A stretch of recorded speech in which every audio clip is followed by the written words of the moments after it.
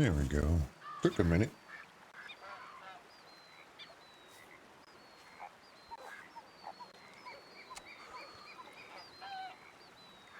There we go. Everything is set up, I think. Everything is heavy. Sorry for the noises. Alright. Gotta get cleared for duty, man. Idle cab is not a good thing.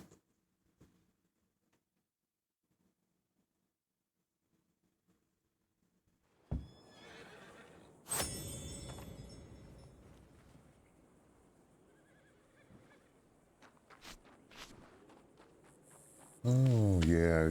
Cleared the cache. I gotta wait slowly for all this shit to pop up again. I was told to clear the cache. Wow.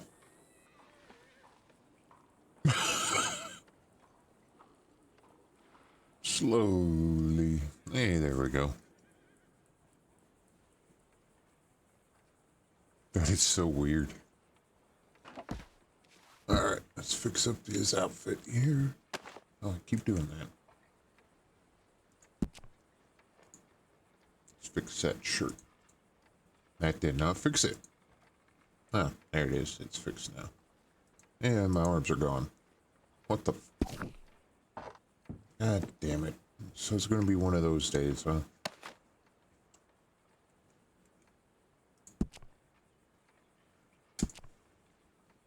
It did not reset anything.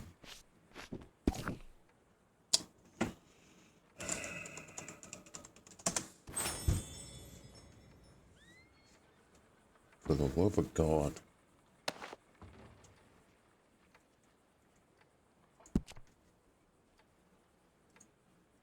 There. Pants. Gloves. Or boots. Gloves. There we go. And then eye patch. Jesus Christ.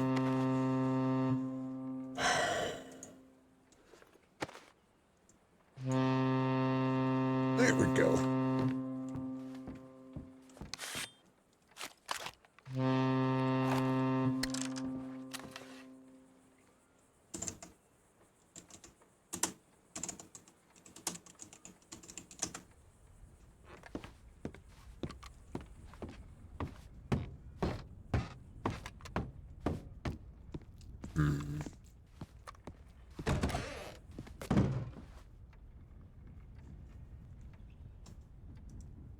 See if it worked.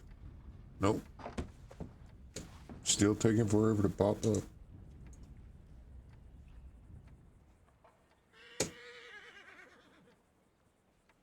When was this? A couple hours ago. Huh? I think you put it in the wrong time there, bud.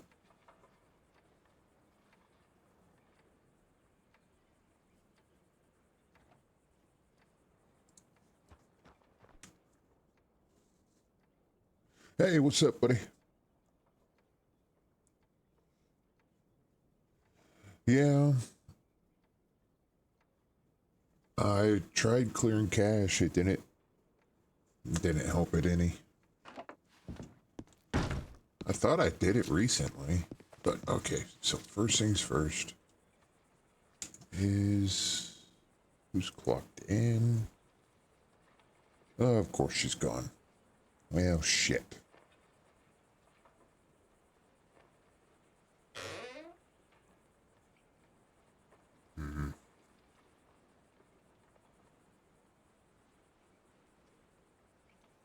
It was really bad last night. It's a little quicker, but not by a lot. And they were trying to say it's an FPS thing, but I'm doing pretty good for Blackwater right now. I'm 124, 130, and nothing. I clicked it. All right, so a couple things. see if those actually sent recently. Well, what is it? Rusty's down there. So what are they? I'm confused. Okay, so we have Sunny and Charlie. Can either of them clear me? Surgery. No. I have nobody that can clear me for duty. Fuck. Oh. Why am I clocked in? I should not be clocked in. Fuck. That's not good.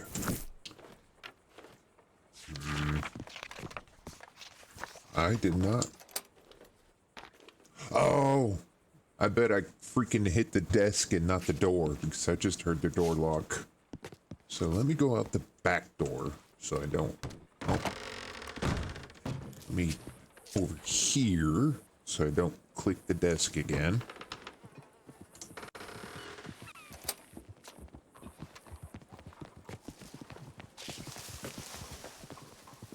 That's a very weird feller. What the fuck?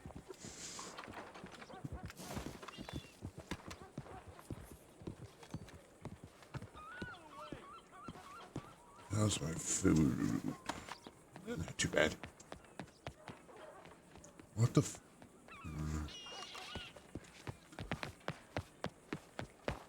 Now I gotta run around the whole county again, though, to get...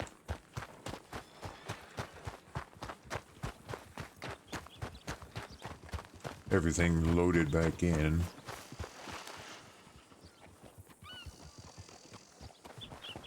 Howdy. I'm not hearing anybody.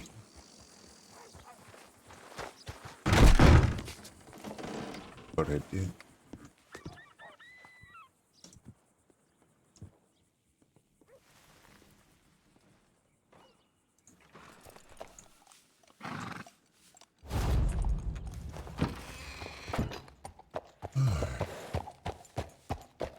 So, I can go see if I can have anybody clear me for duty. It's gotta be a higher rank than me. Me or higher, I'm pretty sure.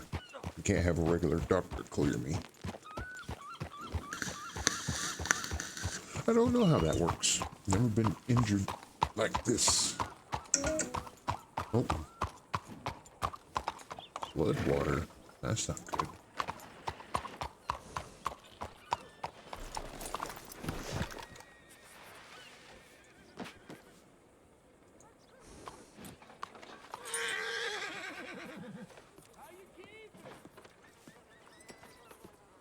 The fuck is going on down there? Why is this door open? Fuck.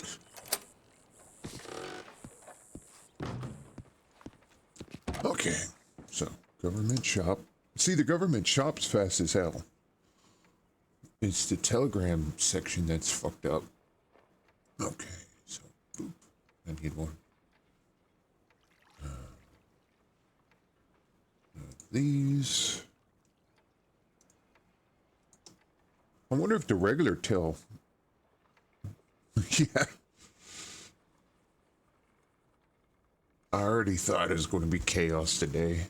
So let's find out. Create new.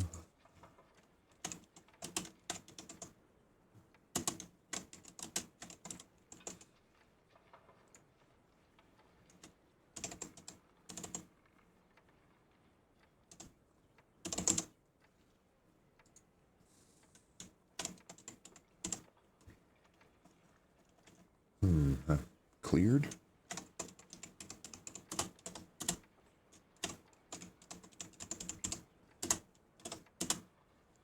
What time is it? 15:27. PST.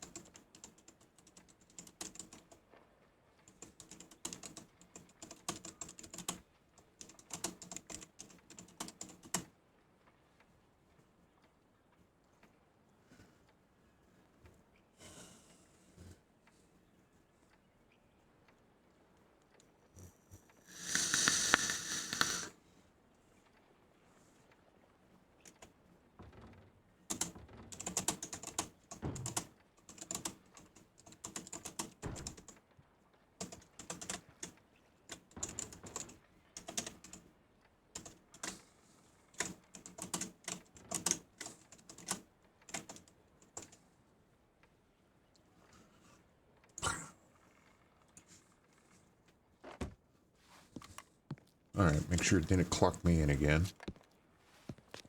It did not. Okay. Howdy.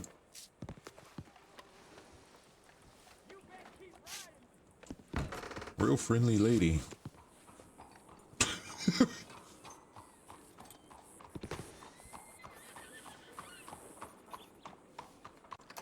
It's going to be one of those days. What the fuck?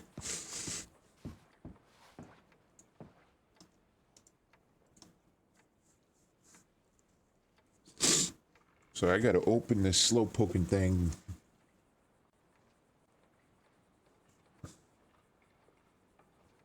I'm confused by this.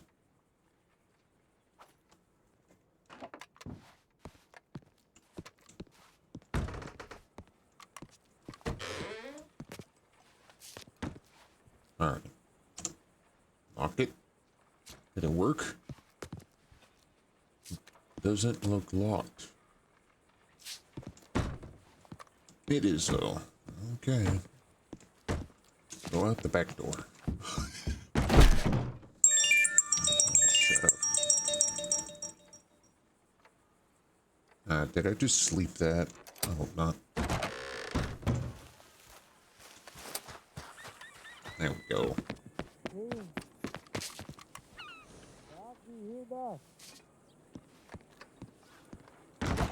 Where the fuck did you come from? I just walked in. The door was locked? Somehow the door's unlocked for me. I don't know. I fucking give up on that goddamn door then. Are you the doctor? I am a doctor. Okay, I kind of got a little cold by swimming in the water, and I need a little help. I don't feel the best. I feel like I got me a cold or something. Well, come on.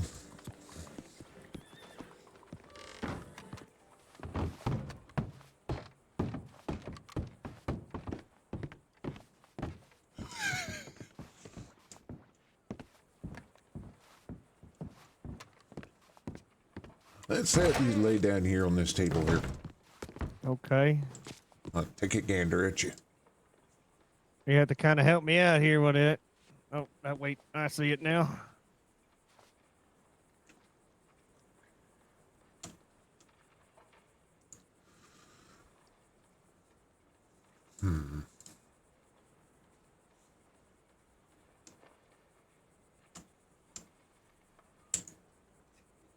God damn it. Give me a second. I gotta be clocked in for that shit. I've done it before without being clocked in.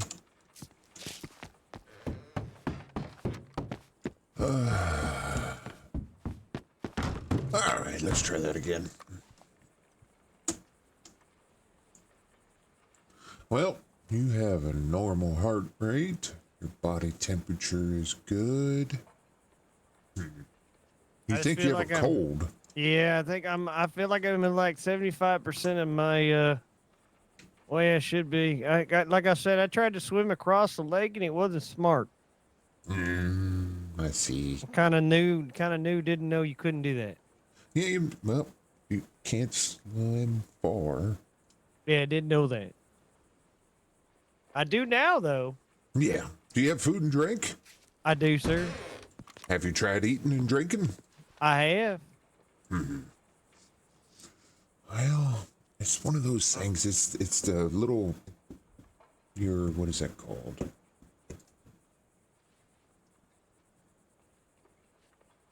There's not much I can do for it. We used to have this problem a lot. I haven't ran into it for a while. Well, I get it. Don't be stupid. Don't get in the water. Yep. You can get an actual cold from that, so I thought you were like, Jesus, had pneumonia or something.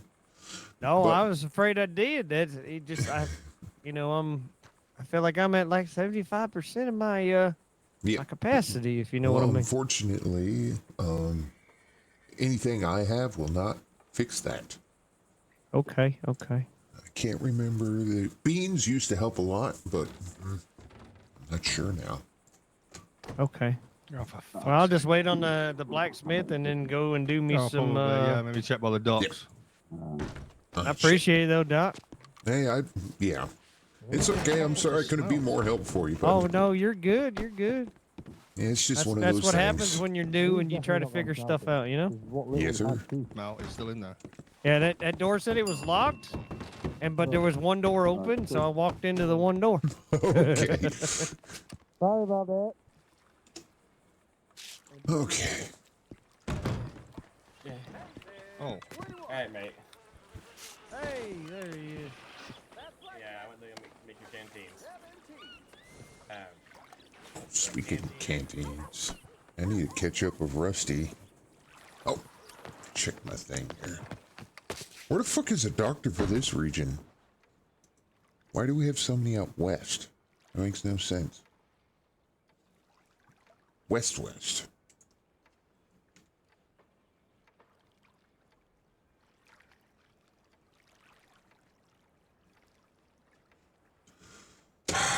This slow poking thing. Nothing.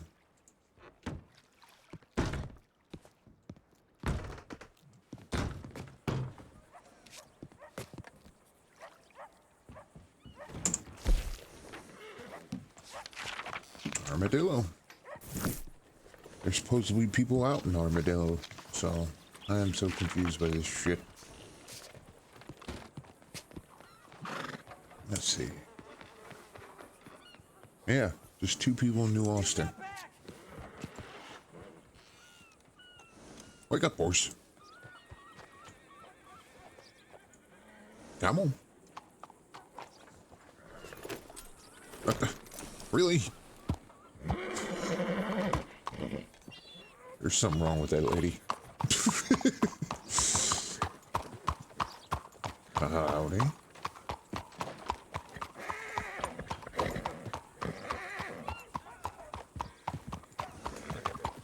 Real friendly people, I swear. Ah, stay away from me. Whoa, sir. Jesus. The fuck? I'm getting the hell out of this town. Jesus Christ. A lot of weird shit going on.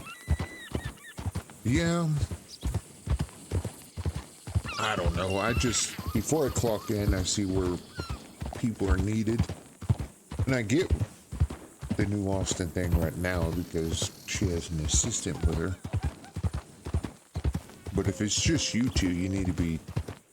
I always move over to roaming. But to each their own. Actually have time to fuck around here. I'd actually like to be doctoring. Yeah. I don't know what the hell's going on in that town.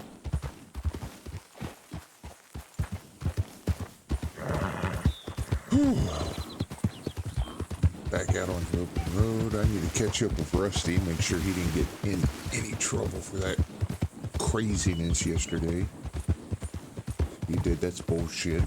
And I'll clear it up with the law if that's the case.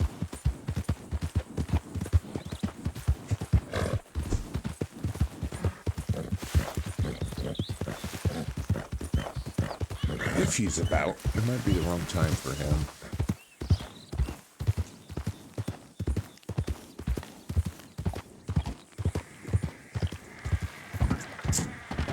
Well, thanks.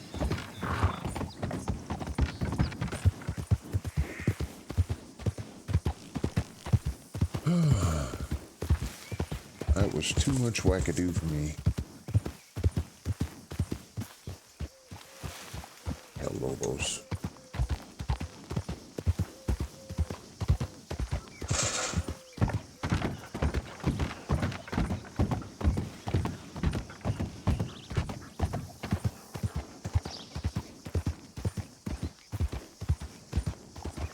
Fucking people on his roof always crack me up.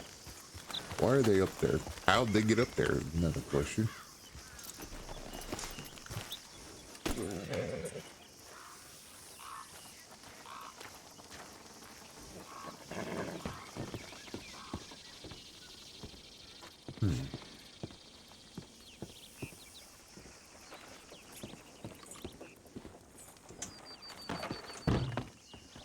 Damn door.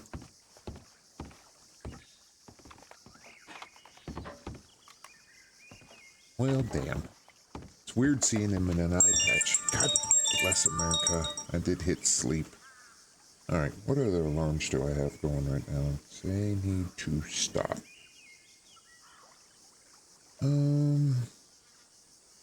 Let's see. 15, 15, 30. I need to edit this one. Take Wednesday off. She no longer has cheer on Wednesdays. Save. Edit this one. Take Wednesday off. Save. And this one. Take Wednesday off. Save. Alright, no more crazy alarms. Alright. Well, just put his canteen on the horse, I guess. Hell, I can catch up with him.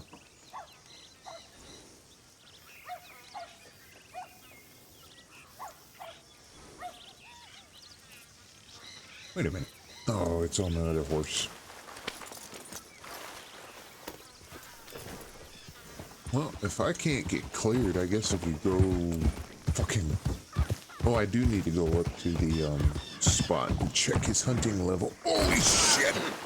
Horse! Why? Why did you do that? Okay, that was random. What the fuck? Oh, this is going to be a crazy day. Jesus. Oh my God.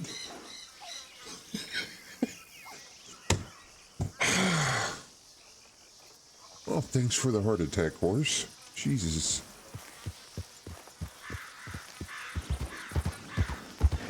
Alright. I don't want to be in Blackwater right now, but that's where I sent the telegram from, so...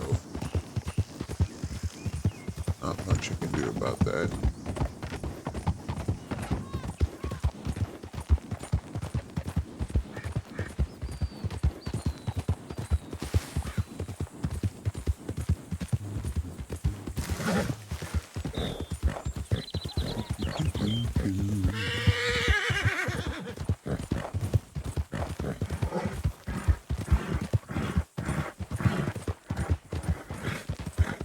Take the south route in. Sneak down the alleyway into the office.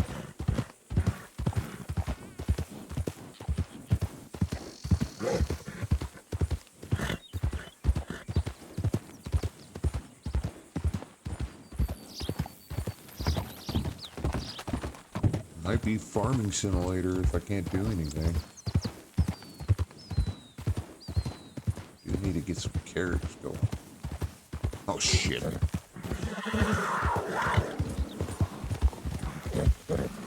Go horse. Go horse.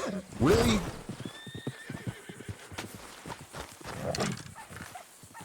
And I'm dead.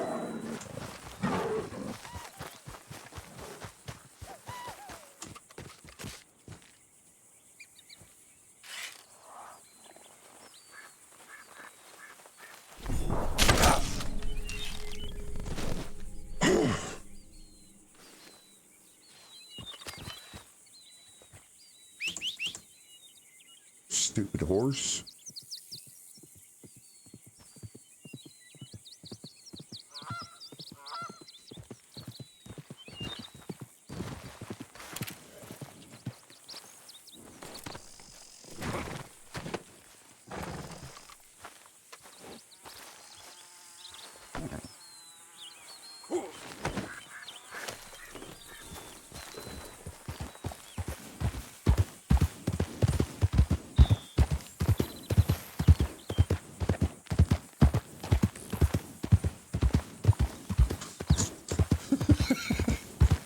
Anything else? I'm lucky I didn't get hurt on that.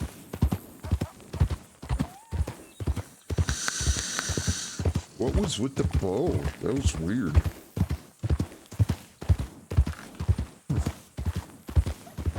That was strange.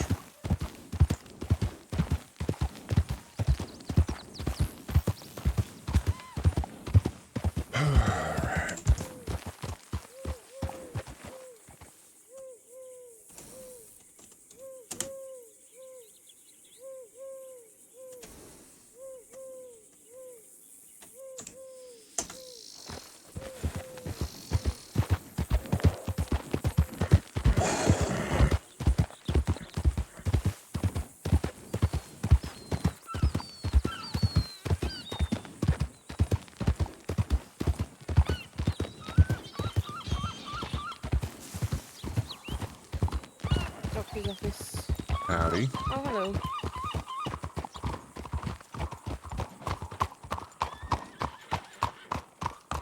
Doctor's office. 2 patients. No, this gentleman. I didn't think there was anyone here. I just let the local doctor revive him. No worries. We just got 2 calls. Oh, you got 2 calls? All right. Yeah. Okay. Oh. No worries. It's all been sorted then. Yeah, yeah. Thank you very much. No worries. Hey, can you clear me? I'm not a general surgeon. If you were treated by a general surgeon, if it's an operation, you need That to Lily be. said I could be cleared by anybody. Okay, I I'll take your just word had to for wait it. a day. I just had to be wait a day. Come on in. Yep. She's like, I'm healing along fine. I just need to give it one more day. Oh, That was odd. there you go. Go and sit in the back for me. Yep. So what did you do? What happened? What do you mean? I've not read your report. I don't know what's up here. I fell down a well and a man fell on me. Broke ribs, punctured lung. Yeah. Tried to bleed out apparently. Right, let me have a look at your sutures. Yep. Well, she removed those yesterday. Oh, then in that case, I'll just check your breathing. Yep.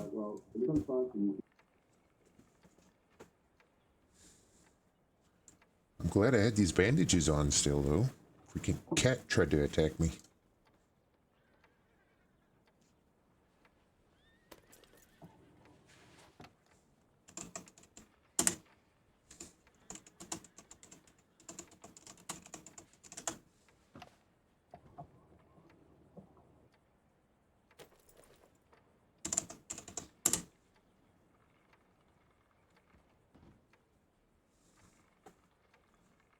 Make sure that nothing has snapped off. Everything is healing where it is supposed to be. Hello.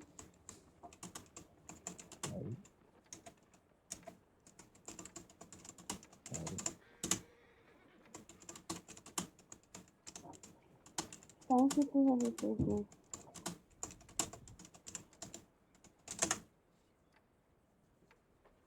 Fantastic. So it looks like I know she removed the sutures. However, no signs of infection around the entry site. Your ribs feel like they are securely on, and there's no issues with your breathing. How do you feel when you breathe? Any pain at all? No, it was just a little tightness yesterday. There was some pain, but I haven't had much of any today. And no more discharge. No coughing up any little bits of blood or anything. Fantastic. I am more than happy to let you work then. Any issues, if you notice the pain starts to come back, obviously come straight back to us. Yep. I do appreciate Right that. here. No problem. I did not realize that any doctor now can clear. I thought it had to be a general surgeon, but Well, it was you're a all good to general go. surgeon for the first visit, but she said that the way everything looked, I should be able to be cleared by any doctor. But, so, I mean, if they want to give me a hard time, they can. No That worries. was- I'm not sure if I'm supposed to send out a telegram. However, if anyone asks, just say Sonny cleared you. Alrighty. Oh, I got a question for you. Of course. A feller came in asking about, he went for a swim and he feels like he's at 75%. I know Beans used to fix that. What is the trick nowadays? The white. If it's heart or energy. Energy. Unfortunately, I think it's just eating and drinking. That's General what I told food him. can Yeah. figure it out. Told him there's nothing we can do for him, unfortunately. Yeah. Are you planning to clock in or are you staying clocked out? I'll go clock in the east. It looks like where we're needed. I think we're actually needed in the west, to be fair. I don't know if Nix has come back. Oh, she moved over to New Hanover. Okay. Yeah. If you don't mind roaming the west, No, I need not to a go and problem. find Chisholm. Thank you, thank you.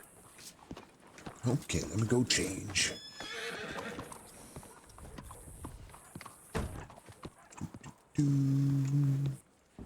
Freedom. Okay. Here. Duty. Boop. I have to fix the britches. Oh, they fixed the britches finally. I don't have to fix them now, but I bet the boots are still messed up. Shirt looks okay. What is going on?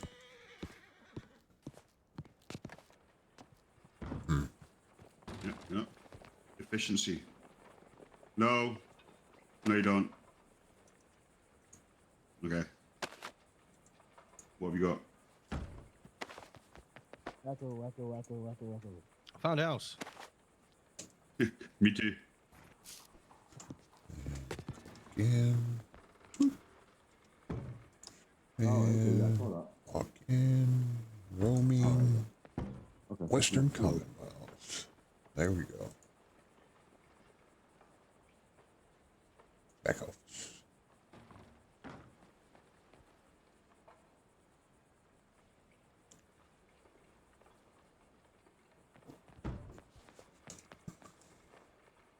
There's a lot of wackadoo shit happening in this town. But, alright. So, clear the tag. Boop. Don't need that anymore. All right. Yeah.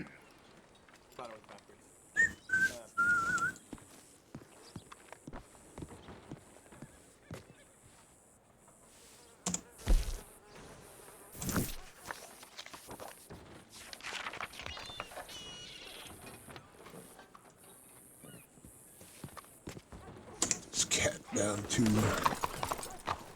thing here. Whoa, slow it down, horse.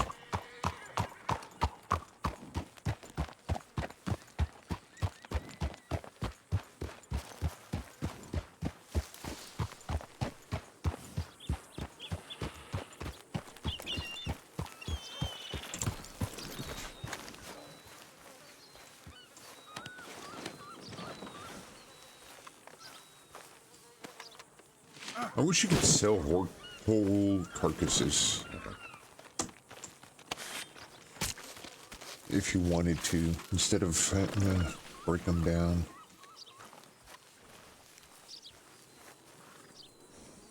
Alrighty, show me what you got.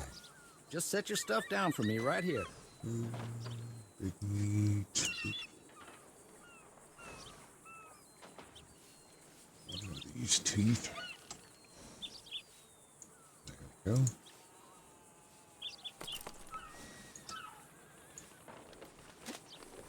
How am I doing on food? Pleasure doing business with you.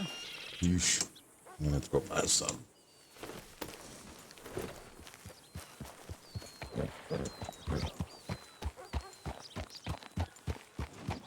Why is there a horse in the water? What the fuck? There's just a horse swimming over there. It's not strange at all.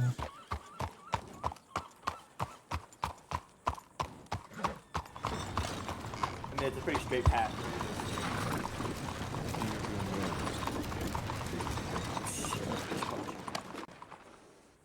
Pish posh.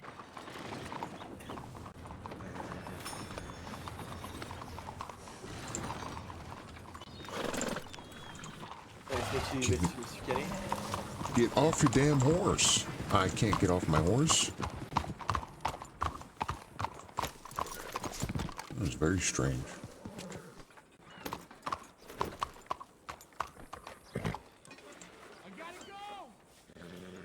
That's why.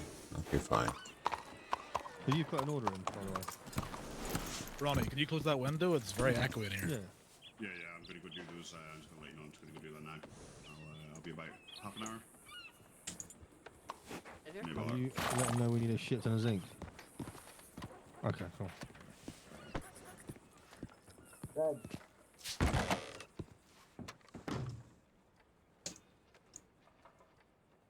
All right.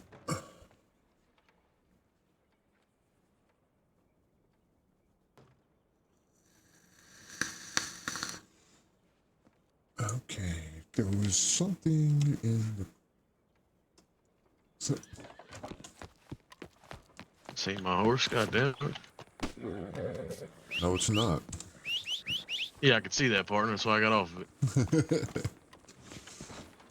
You got a Cloud Rooper too?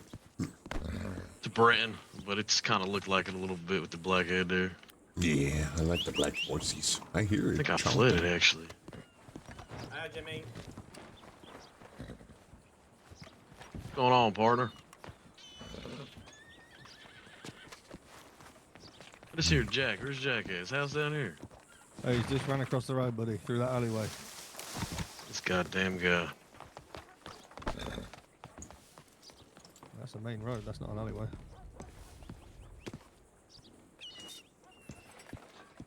Alright. Everything is good. Nothing on the docket. No. Oh, god damn it, I keep getting distracted. Okay. So there was a thing in here for the coroners.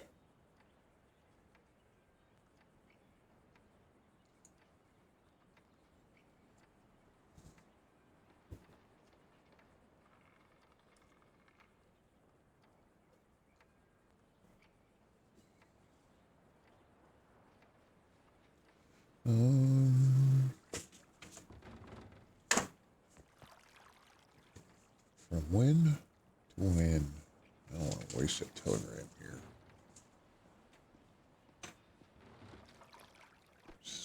1 to 7. It's 3. Well, she isn't around. So.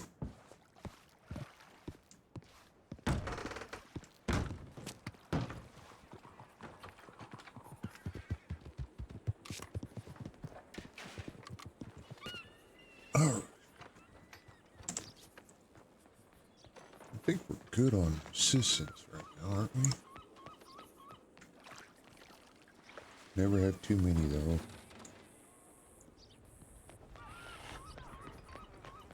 We got 2 inactives and an LOA. And we have 1, 2, 6. What are they looking for, number wise? Oh well. I am not needed here. So, I'm going to get wandering.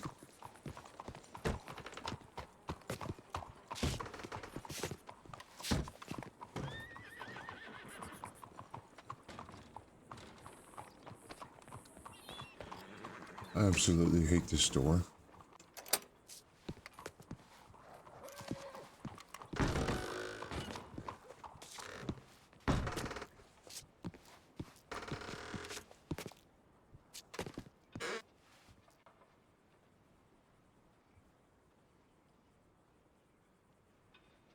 There.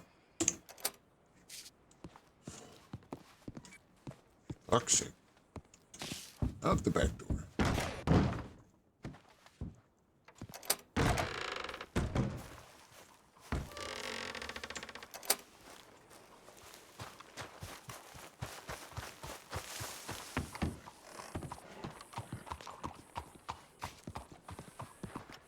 Howdy.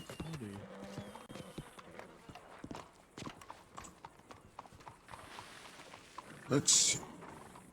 Scenes, prop, 12 hours.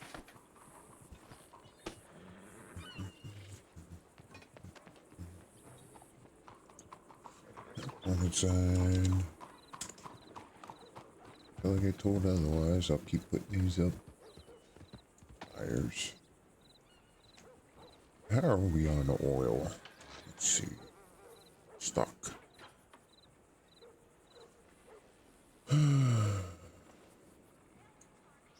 Pretty fucking low.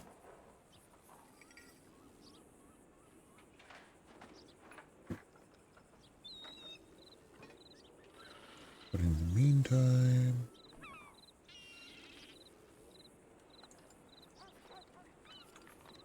Oops, that's the whole thing.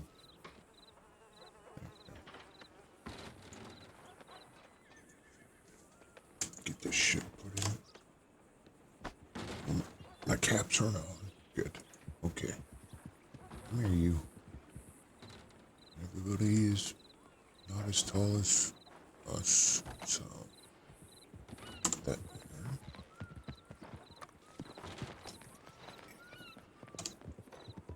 There we go.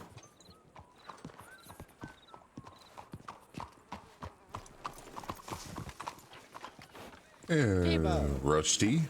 You been cleared for work? Yep. Beautiful. If you're up here, I'm gonna go clacking down to armor, okay? Well, New Austin. Have fun. Let's be honest. I think New Austin is Armadillo and Thieves Landing. That's what it is. Armadillo, Plainview, Tumbleweed, Thieves Landing.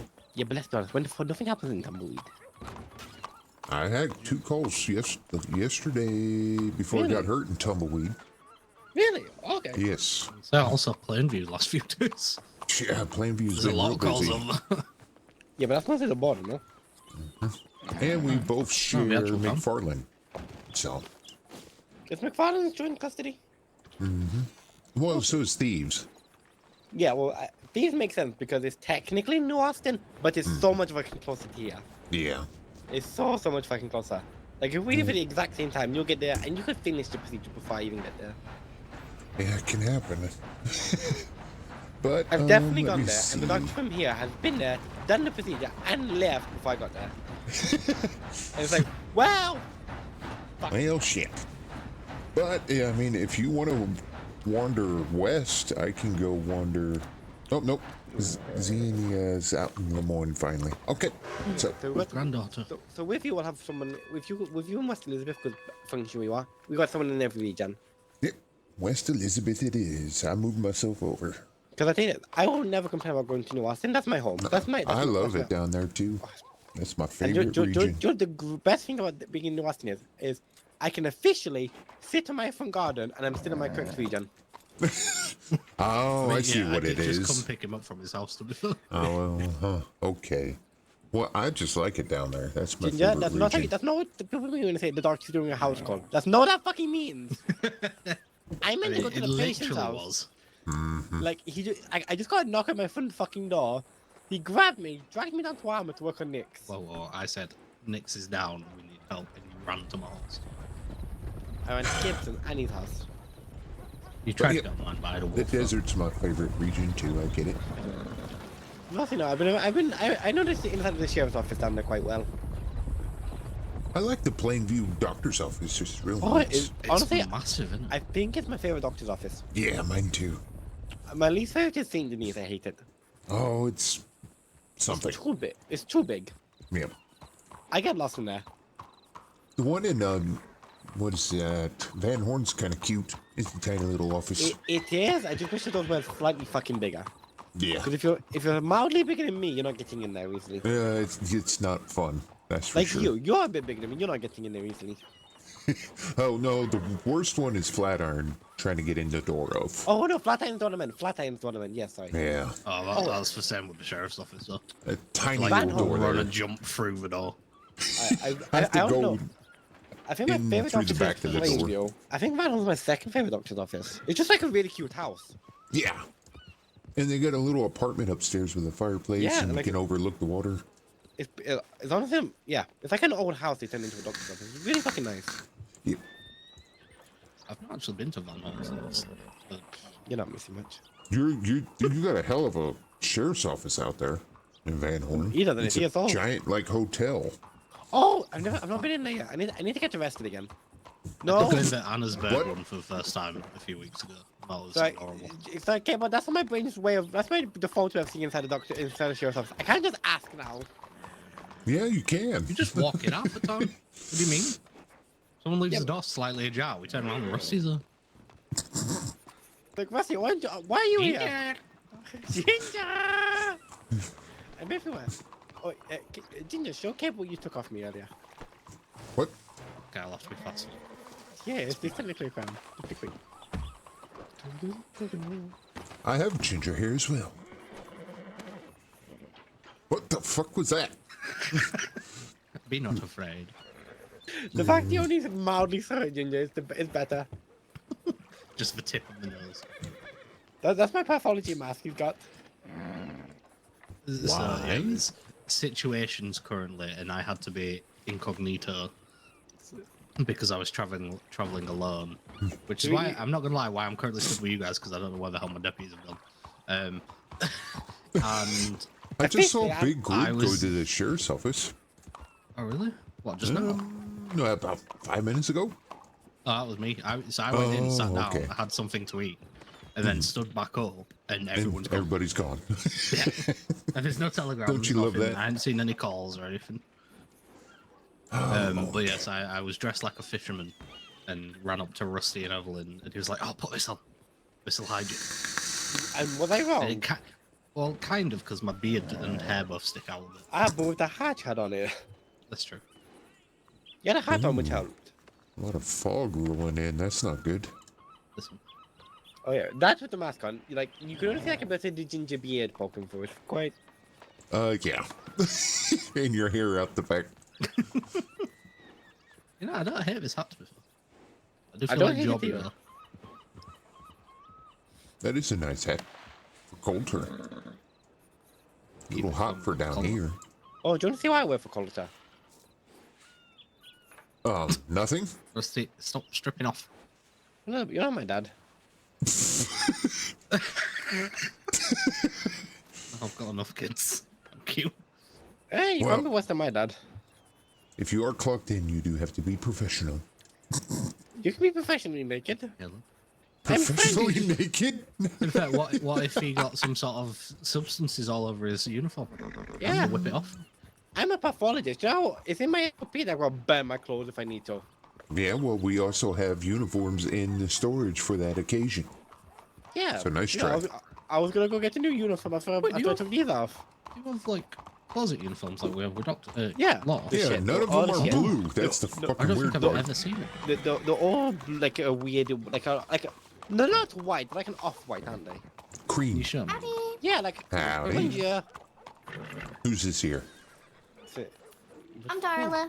It's Darla. Darla. How you doing? It's her fourth day as a doctor. Third day. Third day. Third day. I was Were you actually part of my wondering- mess yesterday? Yeah. Was.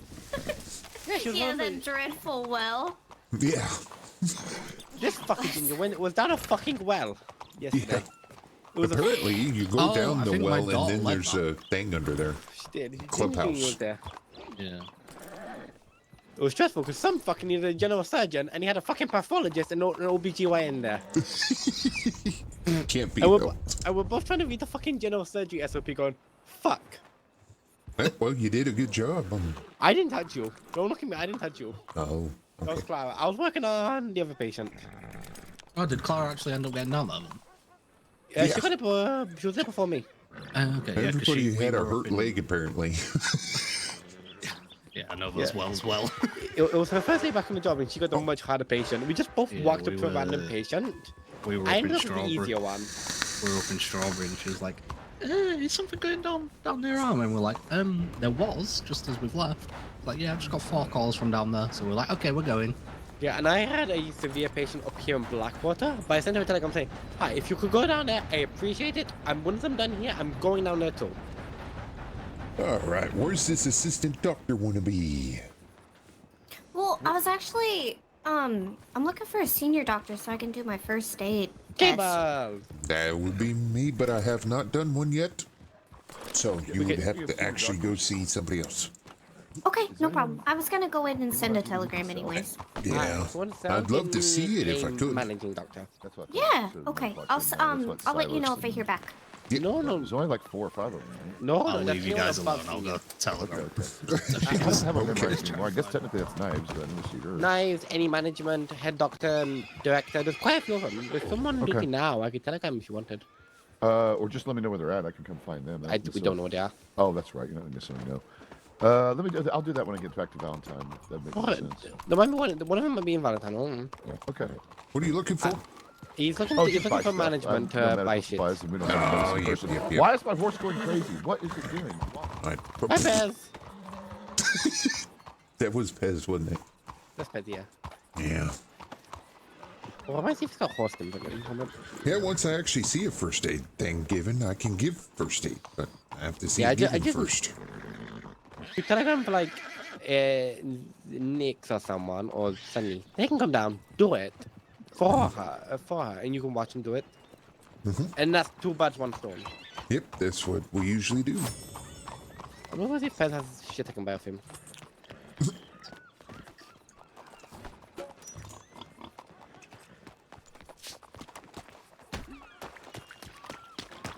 Also, darling Pez, do you have any horse stimulants I can buy off of you? Yeah, of course.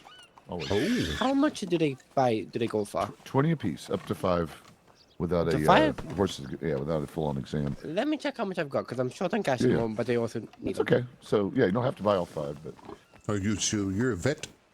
yes, sir. Oh, that's cool. Hold on, let me just send her back. You're just going to be like this, aren't you? She's Do come run for people me. over. Do not run people over. Be Okay, good. You're nice. she's immobilized. No, she's immobilized for some fucking reason. Go ahead. It's go. a Mustang for you. Yeah, I hate her. I mean, they're good horses, but I'm never getting one again. Fuck that. I had to try one just because I heard they're good, and yeah, they're good, but they're ornery as shit. That's the most Oh, yeah, temperamental they horse love I've had kicking. since. I think honestly, I thought Turkmens were the worst, but nope, Mustangs are far more ornery. Horse They're suggestions. sassy. Shires. Uh, They have maybe, yeah. they have no fear. They never True. stop running, True. and they're fucking huge. They are huge, which is yeah. Could I Why is buy there a pig in town? 4 I stimulants off was you? noticing that. It's yeah, 4. Lolly's pet. Oh, Get my- okay. We just got telegram. I'm just gonna check that. It's make sure her that's doing right. the first aid thing. Ah, okay, yeah. Yep. I'll hand you the 100 dinero now, Mr. Pierce. Well, 100 gets you all 5, so Yes, Yeah, please. I'll do the same. okay. All right, let me But get I'll all let you these get names him in taken one. care of first. Do I I need hate an to ID? use it, but I'll have it for his emergencies. Like I'm a doctor. If I lie on this shit, I get executed. It's not. Right, It's not exactly. worth it You're for a few under horse corruption stimulants. standards, so you don't really, you can't. Yeah, like if I'm doing that shit over 5 horse stimulants, fuck me, you know. All right, first and last name. Rusty Good luck with his last name. Technically knew that part. Loonsgrimwood. Oh god, that's the one I was worried about. Wait, what's the last name again? Loonsgrimwood. All right, Gazoon. Gesundheit. Loonsgrimwood. Do you want me to write it down?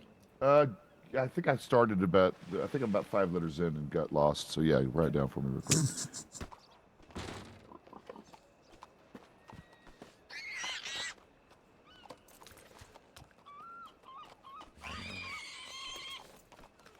Why would you have such a noisy animal as a pet?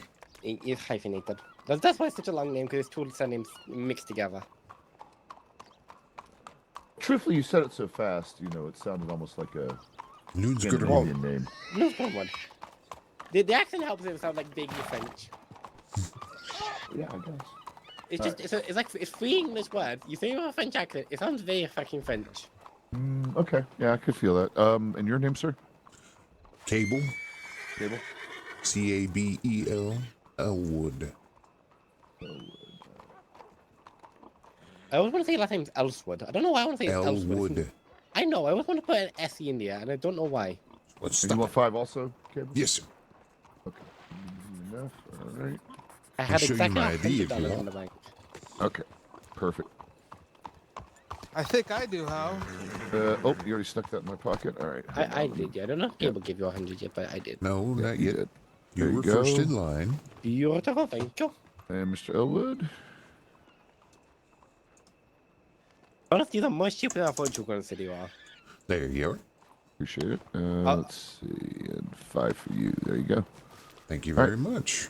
All right, don't use them all in one place. Come I'll get your try not horses, to use them at examined all. as often as possible. Yeah, I know. Yeah, I And they're never basically want to use emergency them. kind of thing. Yeah, I know what you mean. Luxury pigs for sale. I got It's that. either run away from danger or fuck run through a car immediately. Right. Let's see, is that my horse still? Oh, that's right. I put her in the stable because she was being a bitch. All right. I'll see you gentlemen later. Be safe Hey, out you there. take it easy, sir. I'm gonna head down to Armor just because I got a feeling in my groin, you know. Oh, holy shit! There's a pig. Yeah, it's Lolly's pet. Perfect. You get it?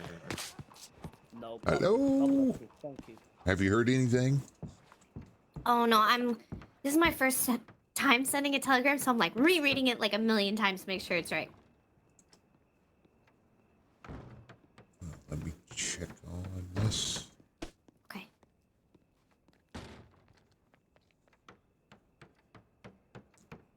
Saint Denis. We have people in New Hanover. Uh-oh.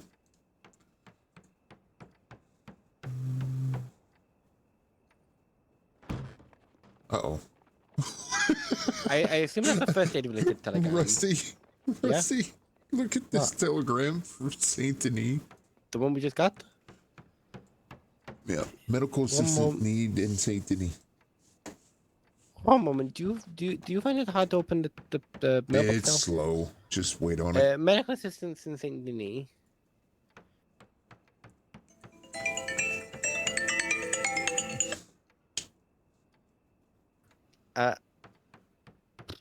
Yeah. Well, if she's requested, okay, so it's Lemoyne, and she's requested a female doctor. So Zinnia, female doctor in Lemoyne. Exactly. Alright. I just thought it was a funny way to put that, but we just keep getting them now. Good lord. Like, I want to go, but every time I get a telegram, I'm always like, I feel like I should go check it immediately, you know? Yeah. I also about when I'm on the fucking road. It is so slow. There we go. Next day she's going to be clocking off shortly, and an assistant wants to find someone to be with. Well, she's going. She's already in New Hanover. Xenia should pick that one up. Yeah. Because, let's be honest, New Austin's been very. What's the word? Yeah. Hectic the past few days, you know? I don't Problematic the past mind few it. days. I don't. No, mind I it. love it, but that's what I'm saying. Like, I feel like we should still keep a doctor in West Elizabeth and New Austin, you know? Because previously New Austin's been cured, but let's be honest, the past week or so it's not been. It's been fucking bonkers. Thanks to Yeah, the like Cromwells and Punky. If it was a week ago, I'd say I would offer to move to Valentine or something, because it's a just not say dead region. Not of recent. Fuck no, not of recent. So I will be heading down to Armor. I don't feel like it's good to make the guy go from Valentine down to Armor when there's like doctors much closer. Exactly. There's one in Lemoyne. If she don't feel like picking them up, I'll pick them up. I don't mind. Yeah, because Valentine to Lemoyne is not too far. Valentine here is not too far. Valentine to Armor is quite a bit. Yep. Well, you be safe out there. Let me know if you need anything, okay? You too. Same for you. You need me, telegram me, I'll be straight over. Alrighty. Horse? Don't do this to me. Good girl.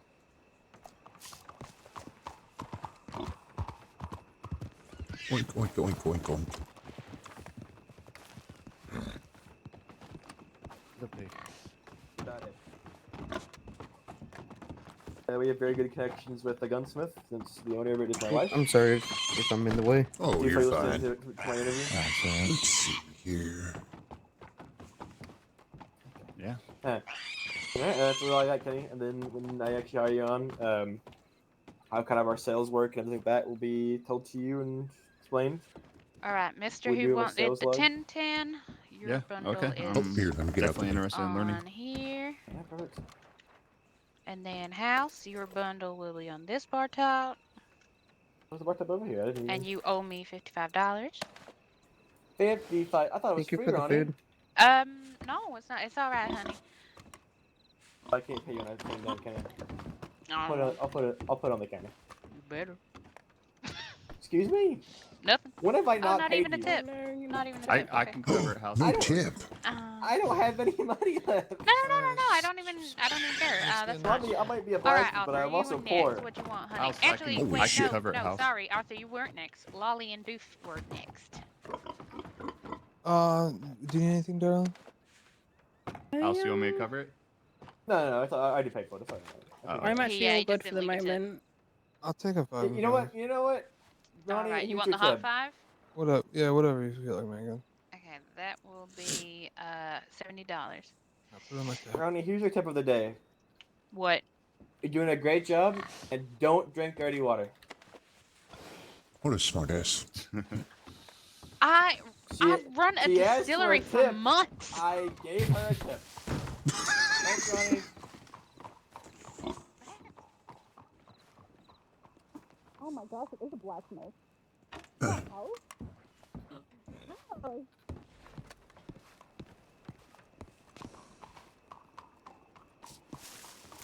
Lawman, he wakes up anymore? I'm literally on his horse. No, I only see Isaac right now. Yeah. Oh,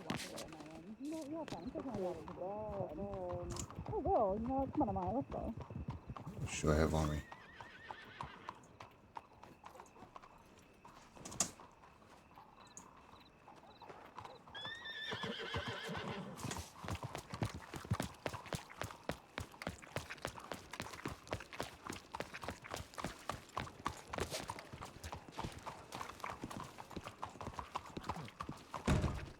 Yeah, she's very well behaved. Christ.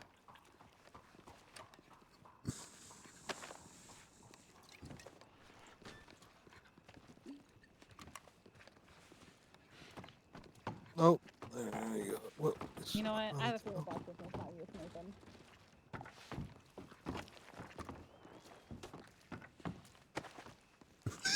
It's a hell of a way to prop yourself up. Why's she just rolling around in the middle of the... Fucking locals. Damn. She's trying to get people to give her belly rubs, I think.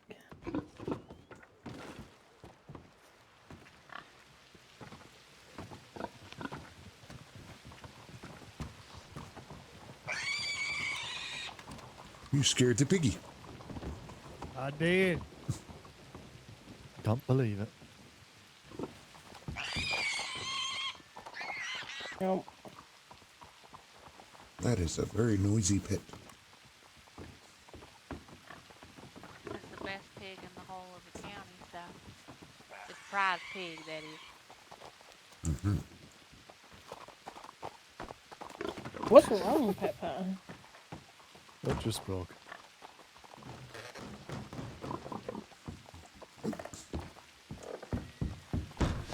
Oh, pardon me.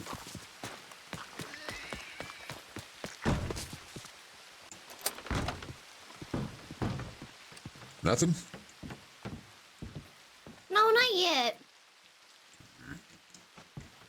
Well, it seems like Nix would be going to sleep. That would be my best first bet.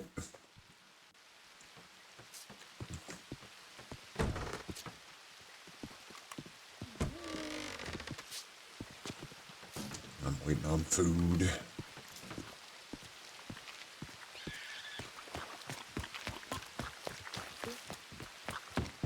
Okay.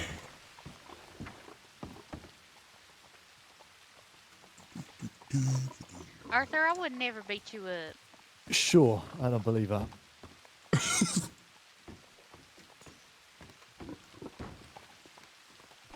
What is your problem, sir? Mine? No, this local here. Just staring at me weirdly.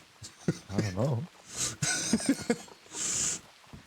Let's stand over here.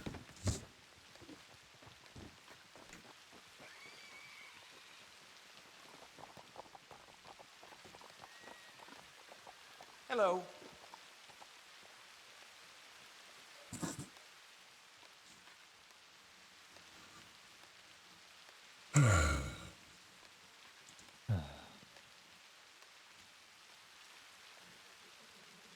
So, how's your day been? Interesting. Oh, why is that?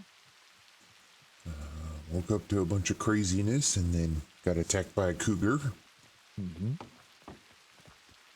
Yeah, but oh no, that's an okay day.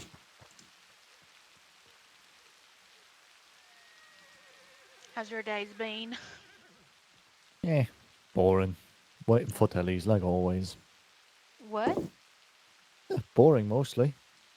You're not being gold panning like everybody else or gem mining? Nah, not today. Not today. I do when I need money. Other than that, I try to avoid it. Is it not stimulating? Ah, it's fucking boring. I did mining Can't there for a stand it. while. It is very mind-numbing. It pays well, but fucking hell. It is tedious. I've never been gym mining, though. It's tedious. No better Never than been regular gold mining. panning, though, to be I fair. think gold panning's better. Alright, Arthur. Your 5 and 5 is on the bar top. Alrighty, thank you. Alrighty, mister. What would you like? Can I get 2 fresh 3s, please? 2 fresh frees coming right up. That'll be $30, sir. Yes. It's a Alright, I'll tongue get twister. going then. You stay safe. Fucking hell, it's raining. Mm-hmm. At least there's no lightning with it. You better not say it. I'm gonna get struck by lightning because of you. I'm gonna I'll sue you if fix that you up. happens.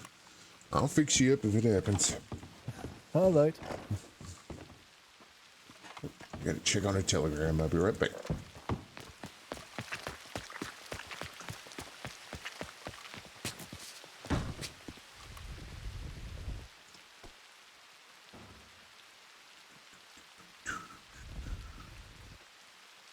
God, this thing is so slow.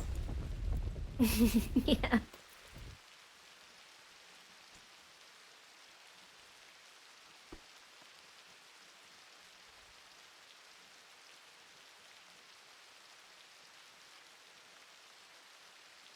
No, nothing.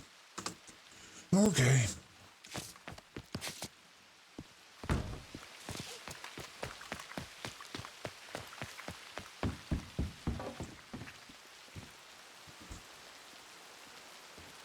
A lot of telegrams today, my God.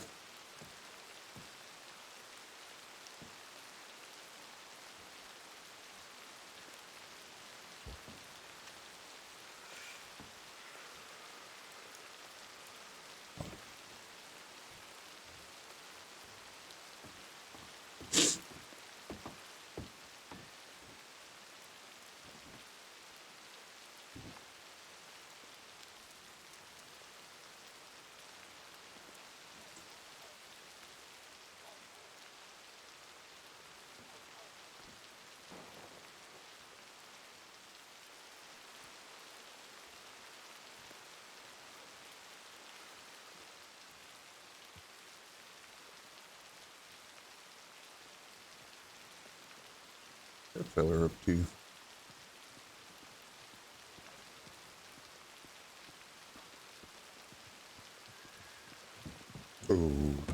Okay. Random.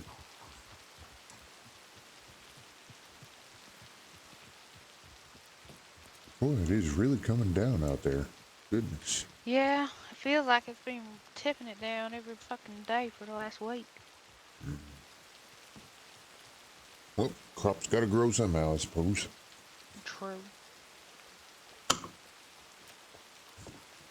Alrighty, you're 6 and 6. How much you say that was? $30. There's some for you as well. Appreciate it. Thank you. And what would you like? Oh, I was just wondering if you got some matches at all. Yeah. I mean, you need to buy cigarettes with it. Oh, I don't need cigarettes though. Okay, how many matches? How much are your cigarettes? How many matches do you need? No, that's all right. I'll buy some cigarettes as well. How many matches do you need?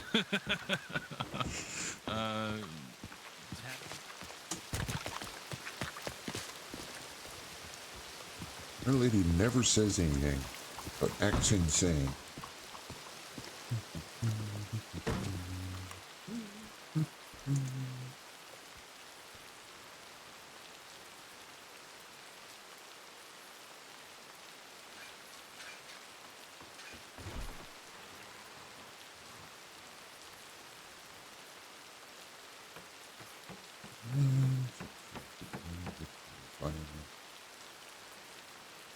Well, there's been a lot of telegrams, but nothing for us, unfortunately.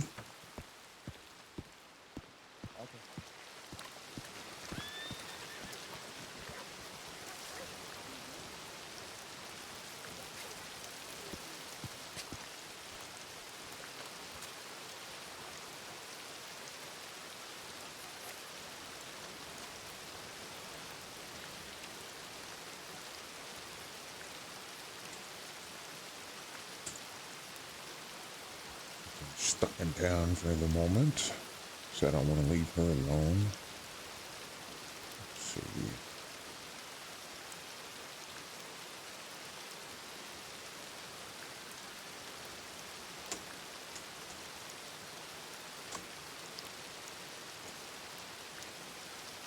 Fucking tree.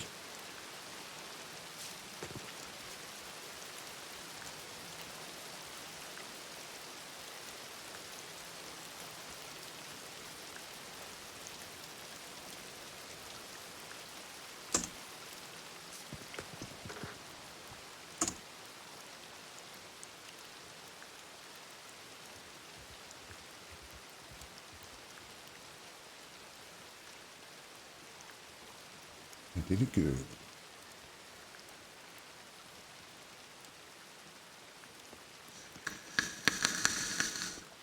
$0.50 each. That's good to know.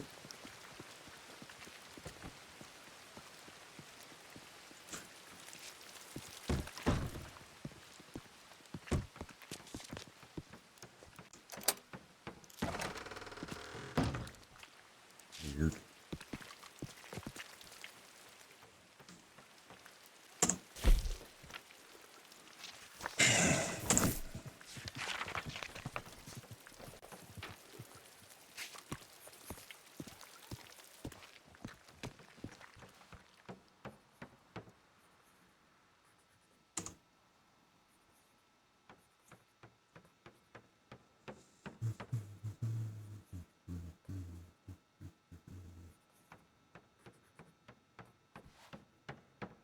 I'm on duty. Jenny's on duty. Who's Pippin O'Malley?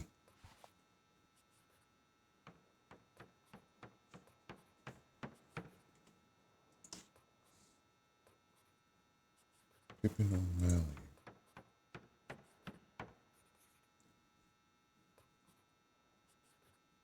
I don't see him clocked in.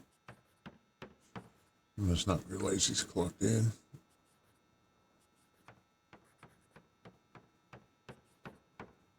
Charles is on duty.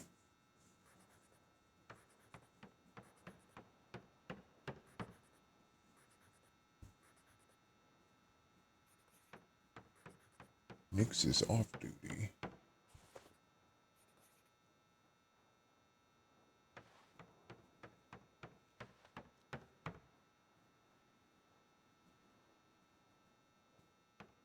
More people off duty than on duty. Alrighty. Let me see what we got going on here. New Austin, Lemoyne.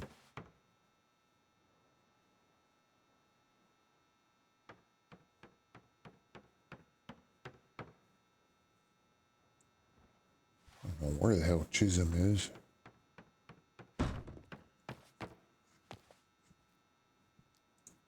Well, you want a little duckling to look after? Sure. Yay. I don't mind it.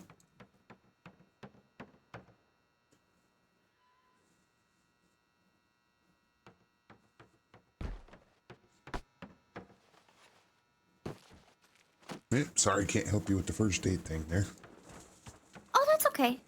I'll just be watching you until somebody can, and then I'll take over. Yeah. Are you ready? Let's see.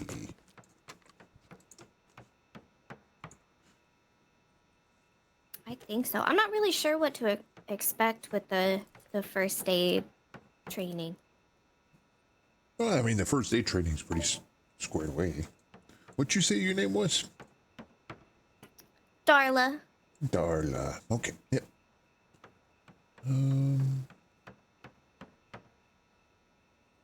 It's just you'd be doing the procedure after your first aid trained and writing out the report. A lot of paperwork when you first start, Yeah. but they want to I make don't sure mind you the know all paperwork. of it. Yeah. Right. Looks good so far, what I'm looking at. Seems like you got a handle on things.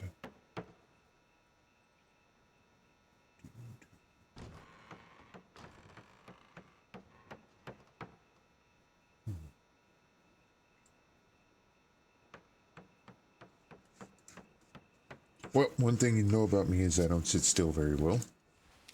Okay.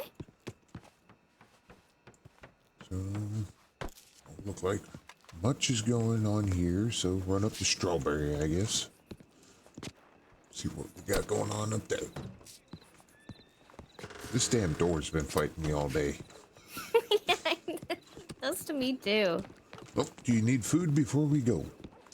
I probably should. Let me see. Okay. What do I have on me? Howdy, sir. Howdy. Doctors. I got beat by a wolf, so my health could be better. Okay. Do you want me to look you over? Yeah. Maybe give me a bandage or something. Well, I have to have it. You can't just hand you a bandage. You need to look you over first. Okay. It's not how that works. Okay. All right. Come on in here, sir. And have a seat. Oh. This Where'd he happened to me earlier. Oh, no, there he is. Ah, okay.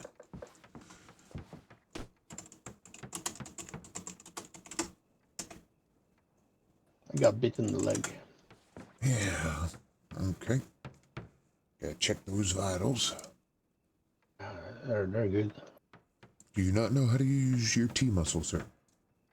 Yeah. I'm conscious. I know you're conscious, but we still have to use it. Especially when it comes to injuries.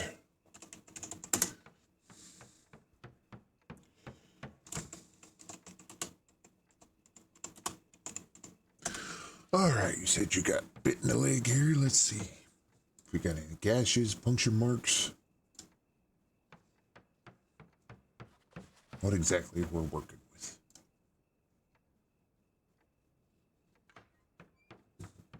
Well, you know, he more scratched me. I don't think he bit me, actually. So it's kind of still have to look at this. superficial. Yeah.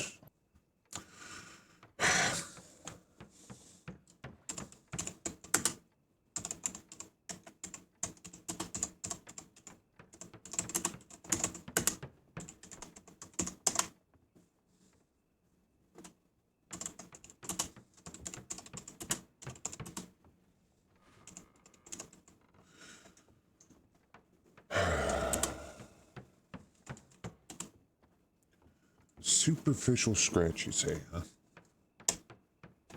Yeah, but enough to make my health. Well, unfortunately, with that, you would have to get a bandage from the general store. If there's nothing medically that I need to do to you, sir, I cannot give you medical supplies. Okay. Yep. Okay. Alrighty. You can't fix my health? There are bandages in the general store that you can purchase that will fix your health up. Okay. Then I have to go work for them up because I'm broke. I see. Well, that's unfortunate, sir. But let's see. I don't mind helping out. There you are, sir. Oh. Hey, thank you very much. Not a problem. You get yourself some bandages, get fixed up there, you'll be good as gold. Okay? Yeah. Yeah. Thank you. Mm-hmm. You don't have to write any of that down. Okay. He was refusing any sort of treatment. Yeah. And so it's one of those things. Okay. Let me run to the bank real quick, and then we can stop at the saloon. Okie dokie. I hate that.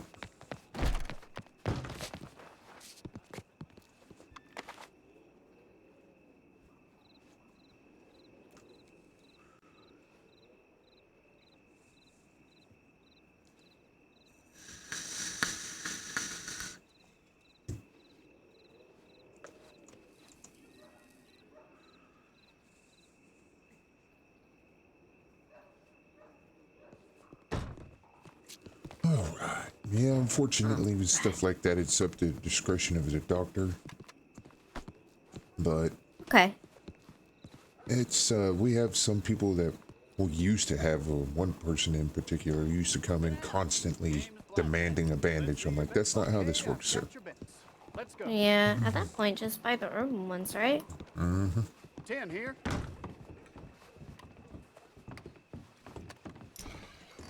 Oh, is she still here?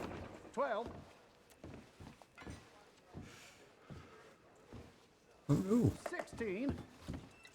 Uh-oh, I missed my chances, didn't I? That's okay. You think the saloon in Strawberry's open? I have no idea. We can find out. Yeah. And I did get some food if you need some. Pardon me, sir. Goodness gracious.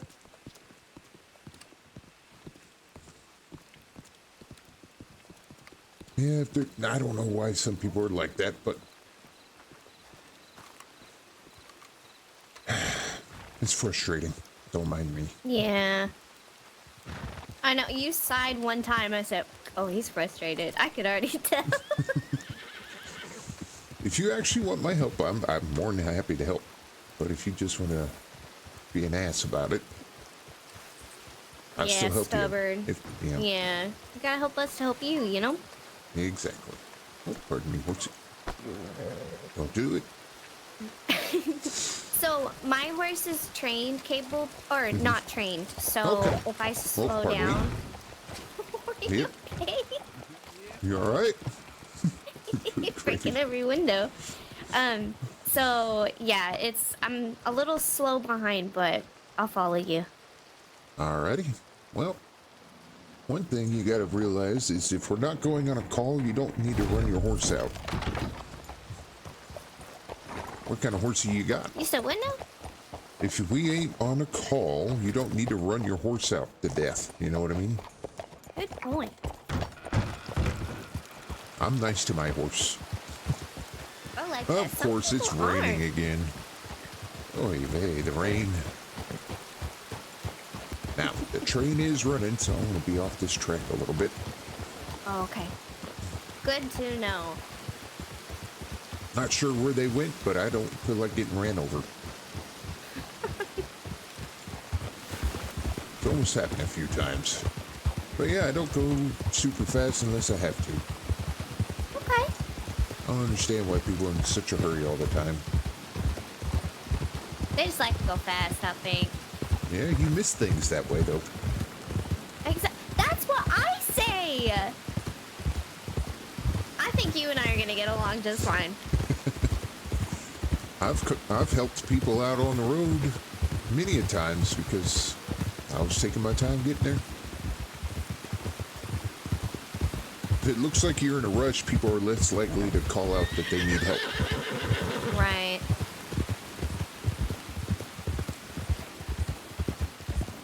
Plus, like, there's so many beautiful sights to see. I feel like if you go fast, you overlook them. Oh, yeah.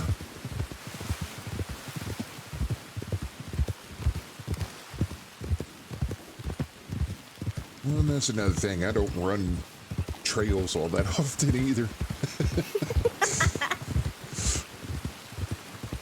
And all over the place. But yeah, if I'm not needed in a town, I move along. That's just the way I am. That makes sense. Plus, I like putting up our signs to let people know that we are out and about, that they can call for help. They don't gotta go to Nigel every time, watch that clip.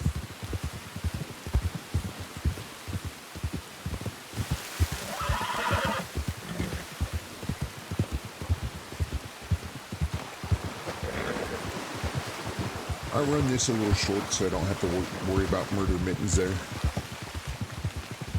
Murder mittens? Yeah, up there at the ranch, there's a cougar that likes to get people riding by.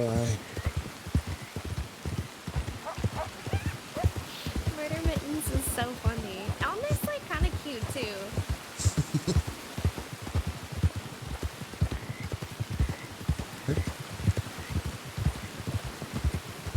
Yeah, sometimes there is wolves here at night, though. You do have to watch out. Oh, okay, horse. Let's bounce off of every rock. What the heck?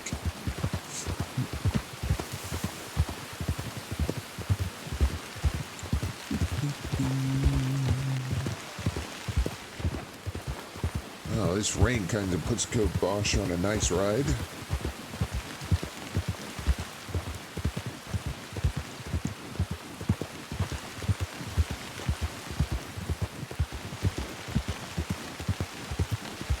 Goodness.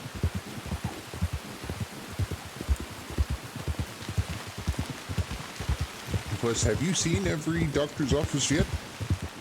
Not yet. I've only seen Blackwater and Armadillo, oddly enough. Howdy. Hi there. Oh, whoa, horse, whoa. Come on. Stop fighting me. Oh, you're going to fight me anyway. Fine.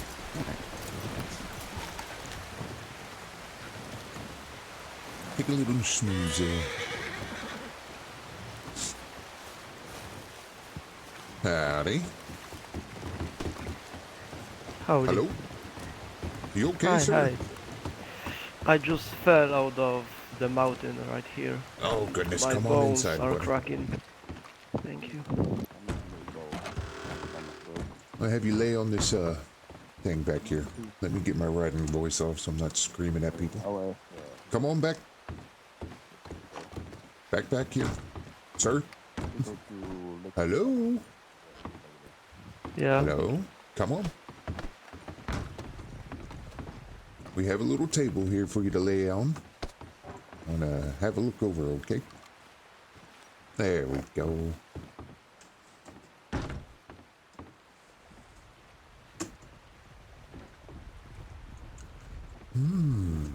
Yeah. You say you fell off a mountain, huh? Yes, because of the dark, I didn't see. Yeah, You know. looks like you might have hurt your ribs here. Let's take a gander.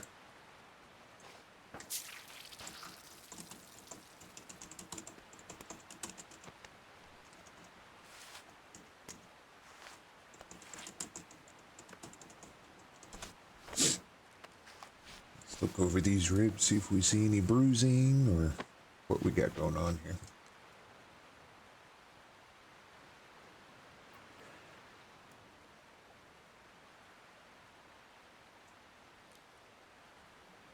Do you know how to use your T-muscle, sir?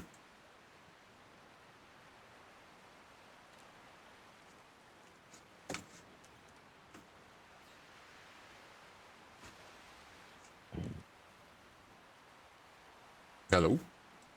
Hello. Yeah. Do you know how to use your T-muscle? What? You hit your letter T, a little menu pops up, right? Yes.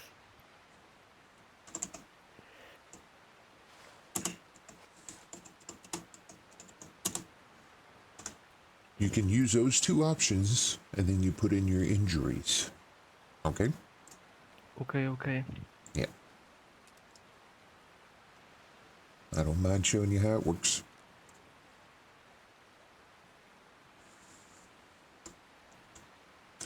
So, like I said, I was looking over your ribs here, seeing what we got going on. Now, this could be a hairline break, it could be a clean break, it could be a fractured break. It could be a compound fracture where the rib is sticking through the skin. The choice is yours on how serious or non-serious you want this to be.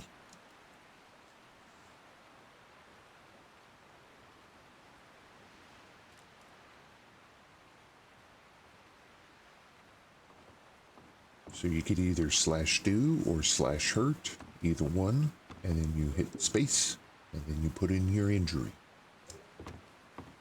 I.e., for example, you could do this. Oh, howdy, sir.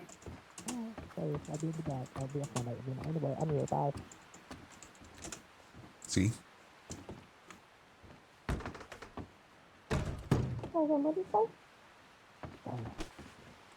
But if it's too much trouble for you, you can talk it out. But it's something that we do use here. Okay. That hurts.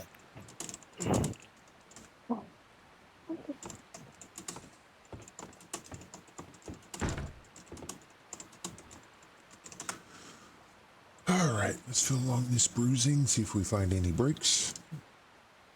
And then what type of break? A hairline? Clean break? Fractured break? A hairline, we would not open you up. Clean break, fractured breaks, we would open you up.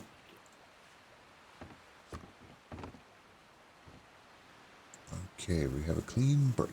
Alright, give me a moment. What was that fella doing there? Oh, his name is Leo. He's a doctor as well, I'm assuming. Oh, okay. Alright, if you're going to come in the back, put on a mask. I'm about to put this man under, okay? Understood. Alright, you want to put a mask on? Yes, sir. My buddy out there, my horse got sick and he fell and bumped his head. Alright, don't be scared by the mask. This is so I Yeah, don't he's go to back on sleep the with floor. you, okay, sir? Okay. I got one of those place it and take it real quick.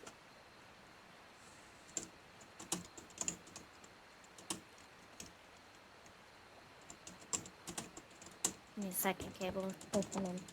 Put it on.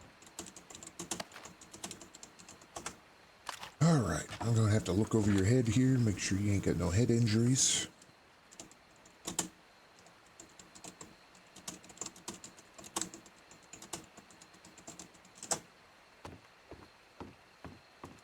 Oh, I can't go through.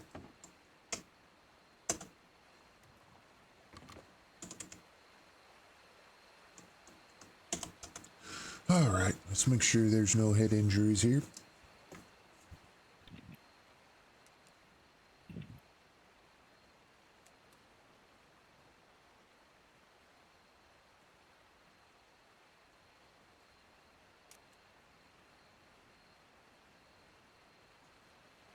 That's either a yes or no. Ah, perfect.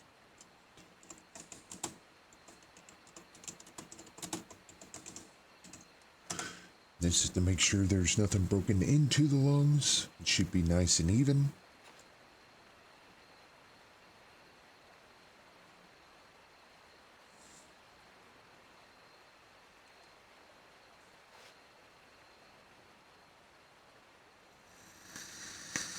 Most people just ask you for vitals, but since you're new, I'm breaking it down step by step for you, okay?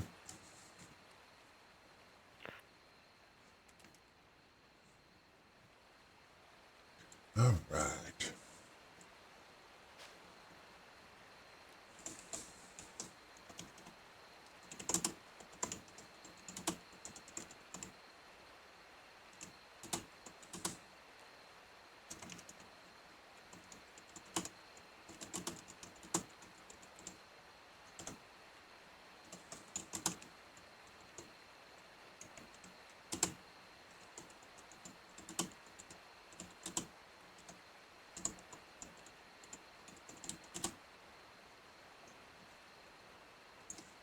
Okay, give me a second.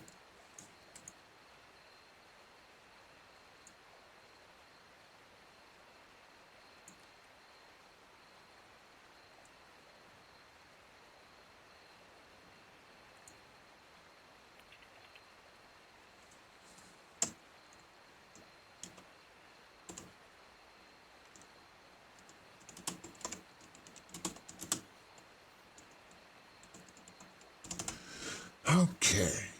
I'm going to have you count back from 10 for me.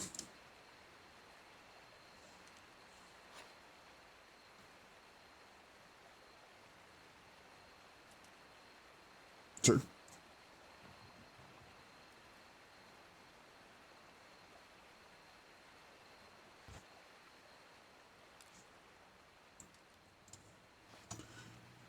Can you hear me, sir?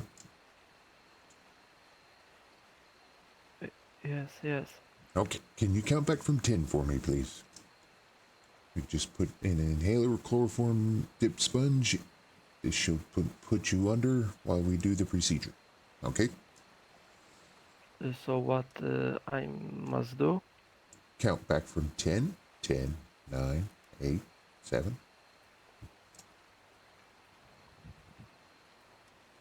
6, 5, 4, 3, 2, 1. Oh, wow. You made it all the way down. Okay. Well, I'm going to let that kick in. While that happens, I'll go ahead and get my tool set out here.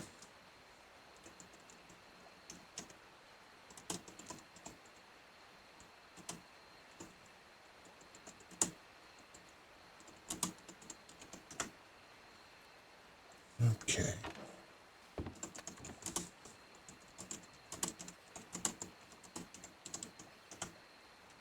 All right. This is to ensure that you're fully asleep.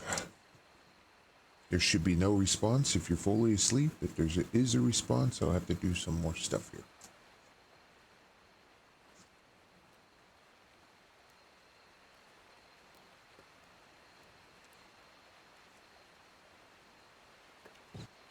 All right, perfect.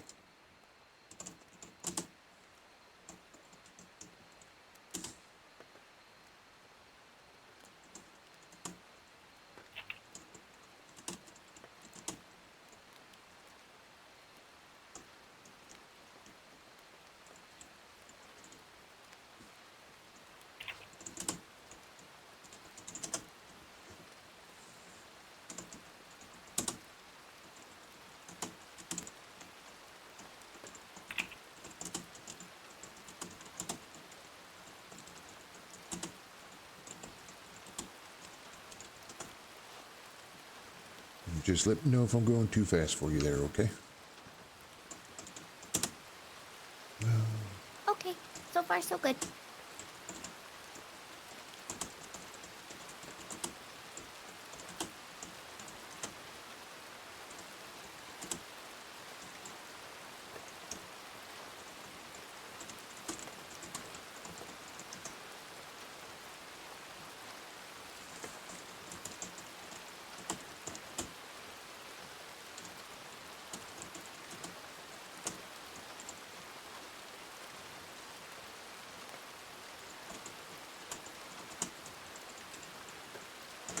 All right, let's see if it's just one rib that's broken, if it's more than one, and ensure the type of breaks. Just because it feels like a clean break outside the skin doesn't mean it is when we get in here.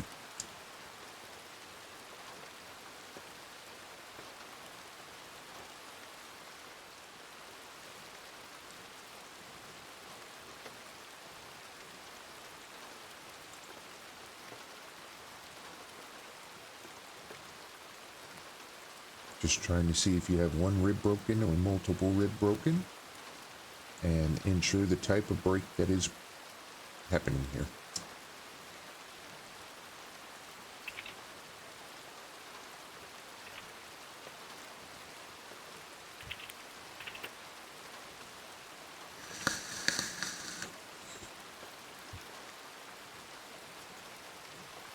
All right, perfect.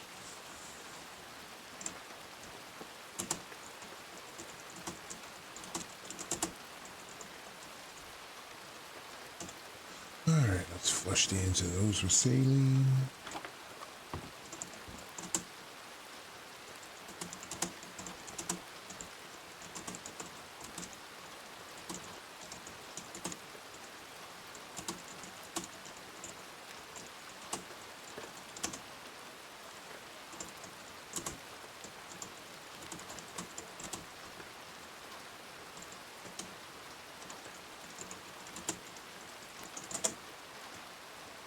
Okay.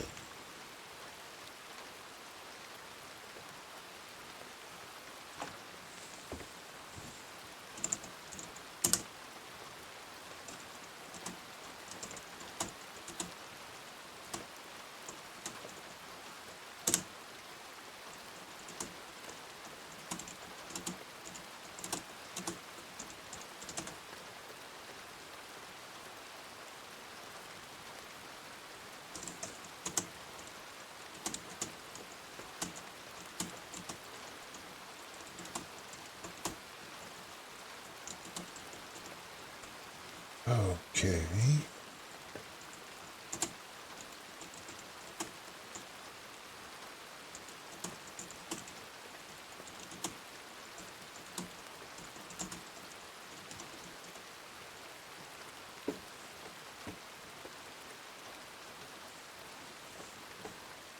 Right, I gotta get medical braces here.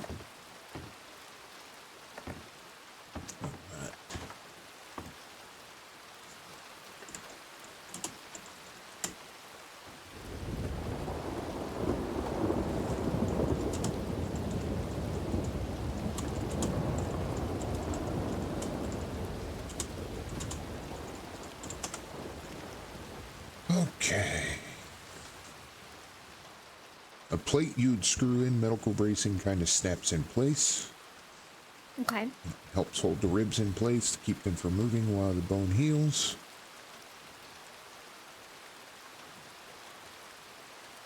Okay.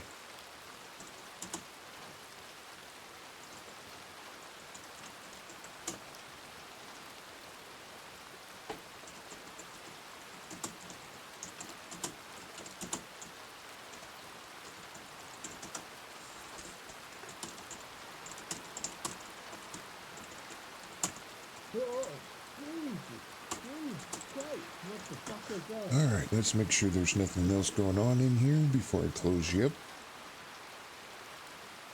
Oh my god, I feel like my brain's burning.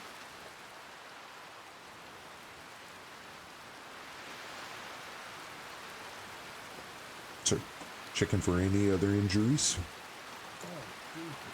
That could be torn muscle, that could be bleeding, or nothing at all.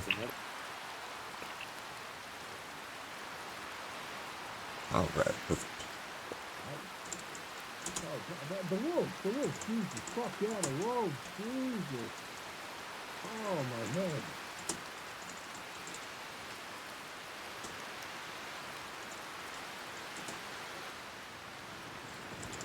Morning.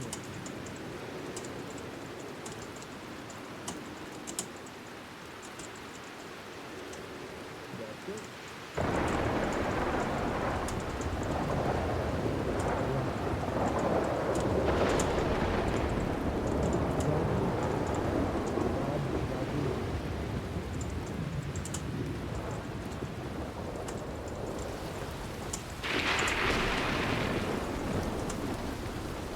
Boy, it is a crazy day for weather.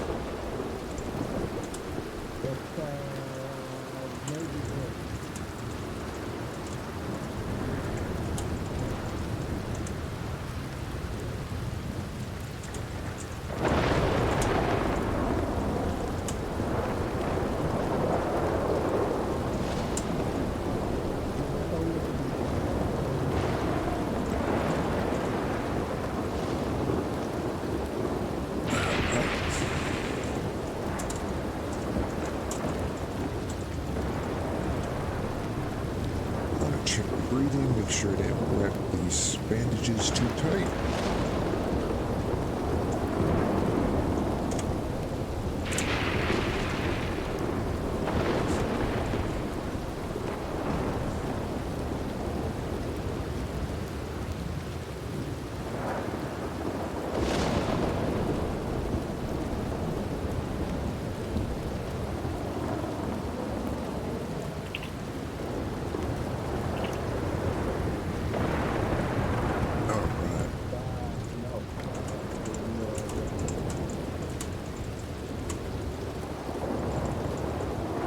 Just check for any other injuries before I wake you up here.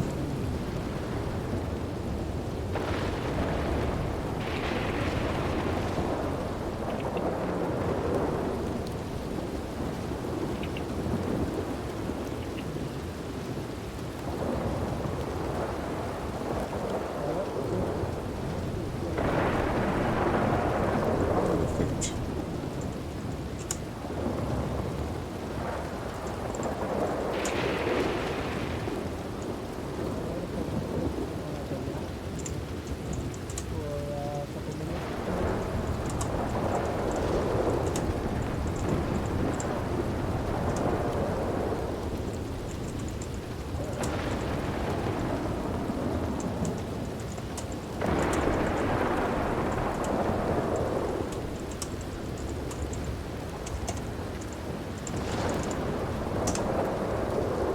Okay, sir. Wakey, wakey. You can go ahead and remove your mask here. You want to freak him out when he wakes up. Yeah, I'm here. Howdy, sir. Alright. Well, you got very lucky. You had one broken rib, but it was a nice clean break. There was no other injuries within the wound. So I was able to put that back together with cement and a little bit of bracing to help that heal. But in the meantime, I would ask you to keep from doing any running, jumping, or sprinting on a horse until that rib is fully healed. Okay, I understand. Yep. And if you have any trouble breathing, or if there becomes any bruising around this incision, such as darkening and discoloration of the skin, weird discharges, such as pus or anything like that, anything hot to the touch, you feel like you have a fever, please come let us know, because that could be a sign of an infection, and that's the last thing you want. Especially when it comes to ribs, being so close to your lungs and everything else important. But other than that, I'll ask you to keep those bandages clean, change them twice a day, stay out of any dirty water, ponds, or puddles. And if you need to bathe, to do it in a bathhouse. Do you have any questions for me? No. Okay. Well, you can go ahead and stand up here, sir. There you go. How do you feel? Fine, I think. Much better? Yeah. Can I get, have you give this assistant your full name and your pain level? 1 to 10. 1 being a splinter, 10 feels like you're going to die right now. What would you think your pain would be? 4 or 5. 4 or 5. Do you think you need any medication for that, or you'll be okay? It will be okay, thanks. Okay. Alright, I'm going to give her your full name there for the report. Will Forrest. Okay, Will Forrest, got it.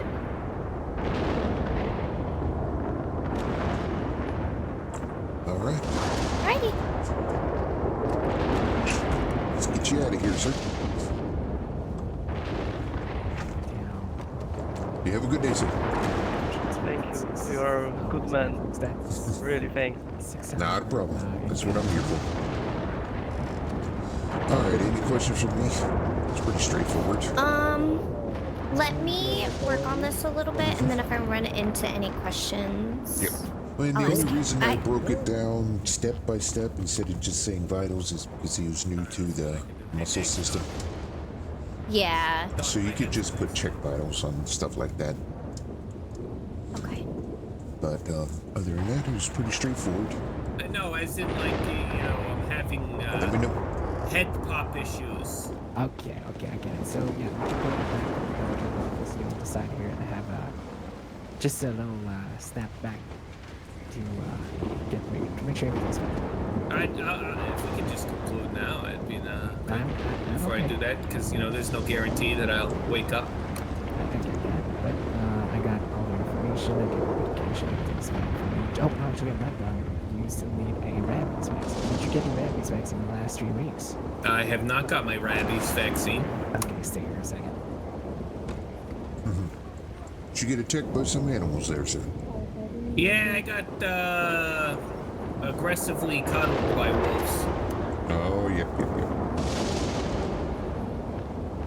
That's always fun. So, you have the right to have it in your shoulder, the thigh. Oh, just put it right in my butt cheek. Your butt cheek. Jesus. That's what I like to hear.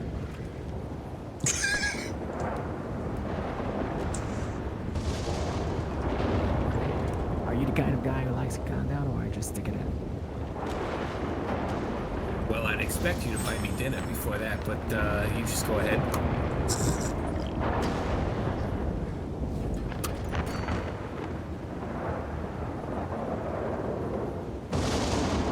What? Stop wiggling, sir. Jesus. You fucking stabbed me in the back! Listen, I don't know how many butt cheeks you've seen, mister, but Jesus! Believe me, I've seen blank. Well, my ass doesn't start that high, but... Oh, Jesus. Well, it's in now, so there's no coming back from that. That's what she said. Yeah. Regardless, you know, now you should be fine with this little arsenal. If you ever get after trees and metals, we should let you go back and make sure. So just for security. Alrighty, mister. Thank you. No worries, you're all good now. You can go and do your hand. Oh, perfect. Oh, Jesus Christ. That fucking lightning struck right Oh, yeah. It happens. All right, Be gentlemen. careful in Thank the you lightning, very sir. much. You be good now. You do the same, sir. All right, buddy. Sorry, mister. My Question head's of the about day to for pop. you. What's the best way I can contact you about that horse that Say your that friend again, might sorry? be getting rid of? Oh, here, let's step inside. Get away from Yeah. this lightning. Boy, Lord have mercy, that shit is loud. Yeah. All right, big question for you. I think it's about the telegram you just. I've read about the first aid training, right? Oh, have you given first aid training?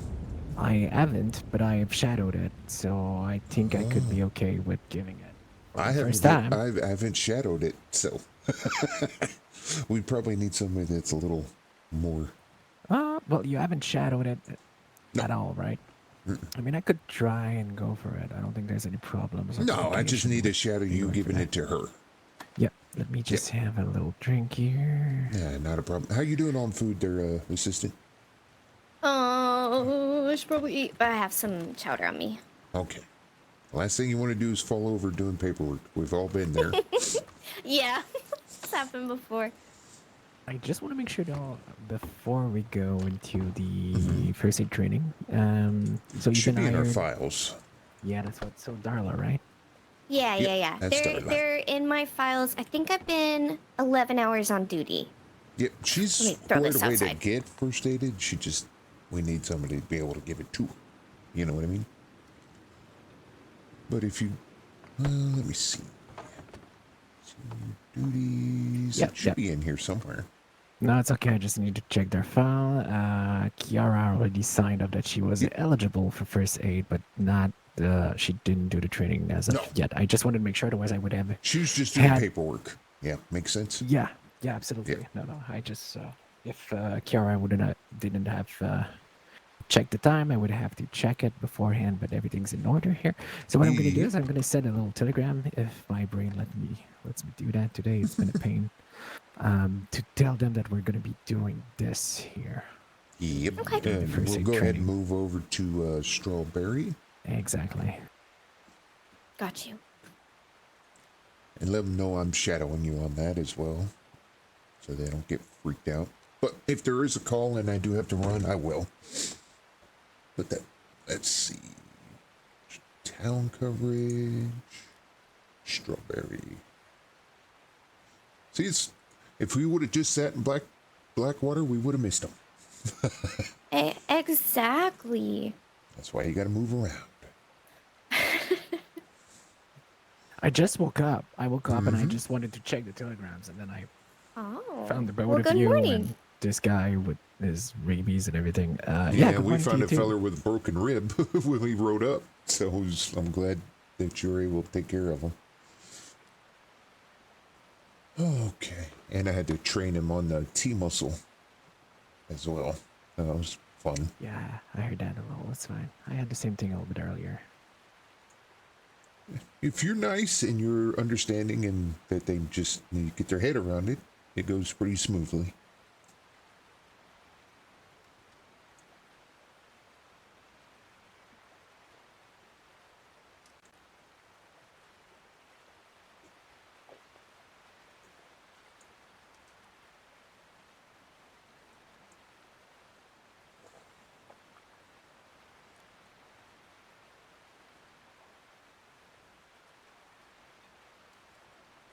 And if you click on Senior Dr. SOP, the first aid guide would be there for you.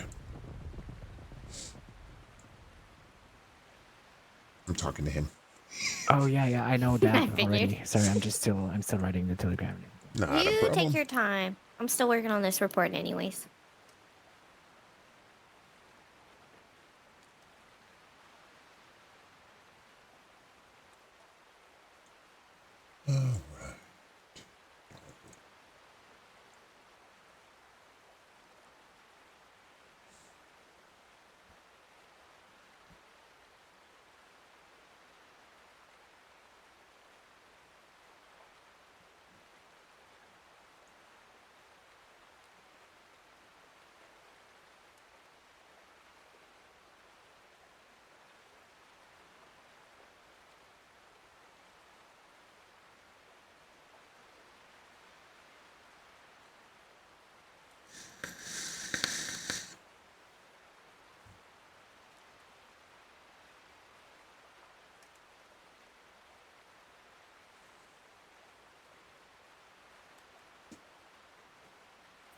Okay, telegram is okay. I'm gonna lock the door here because this is a problem that happens. It's a little bit dark here in Strawberry, but maybe, I have an idea.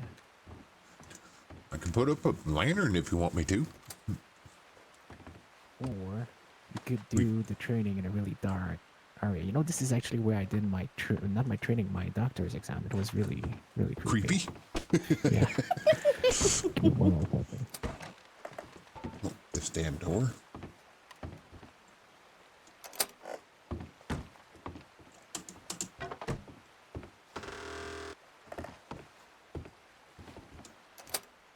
There we go. All right.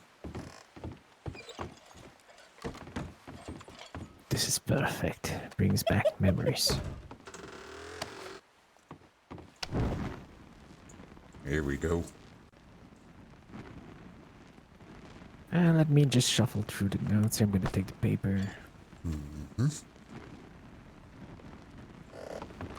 Oh, pardon me. Lock the door open. Now we can do this wherever.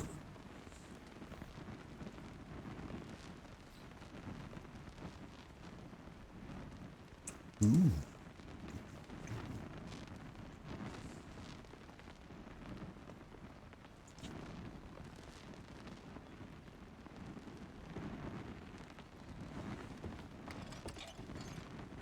Hey, so, Cabel, do you also have the paper with you? Mm-hmm.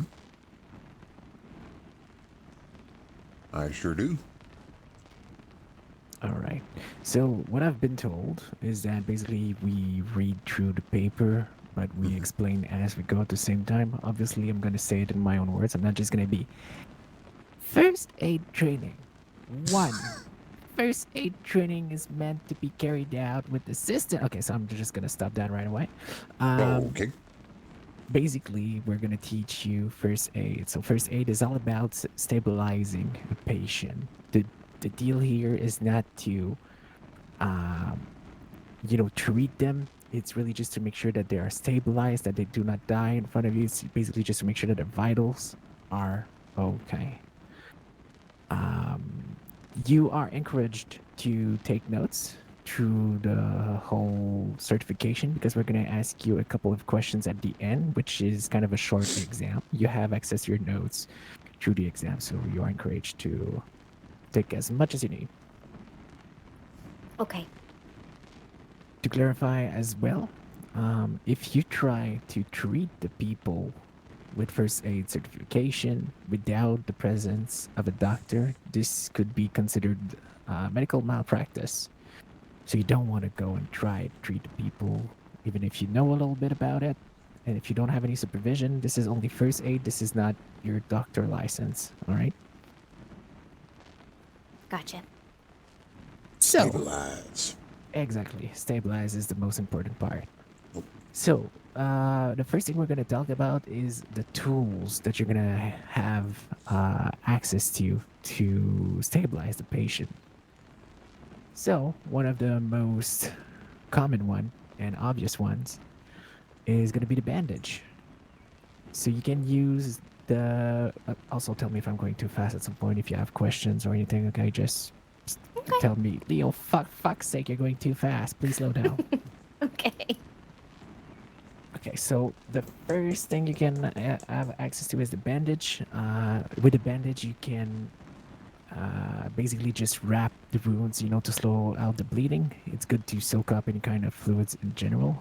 That includes blood, but also any kind of other fluids.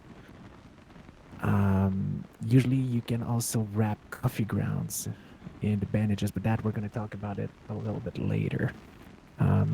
The example of things that you can use as a bandage are clean rags, clean cloth, or just some torn clothing. If you're really in a desperate situation, you can tear off the sleeves on your shirt and use it as a cloth.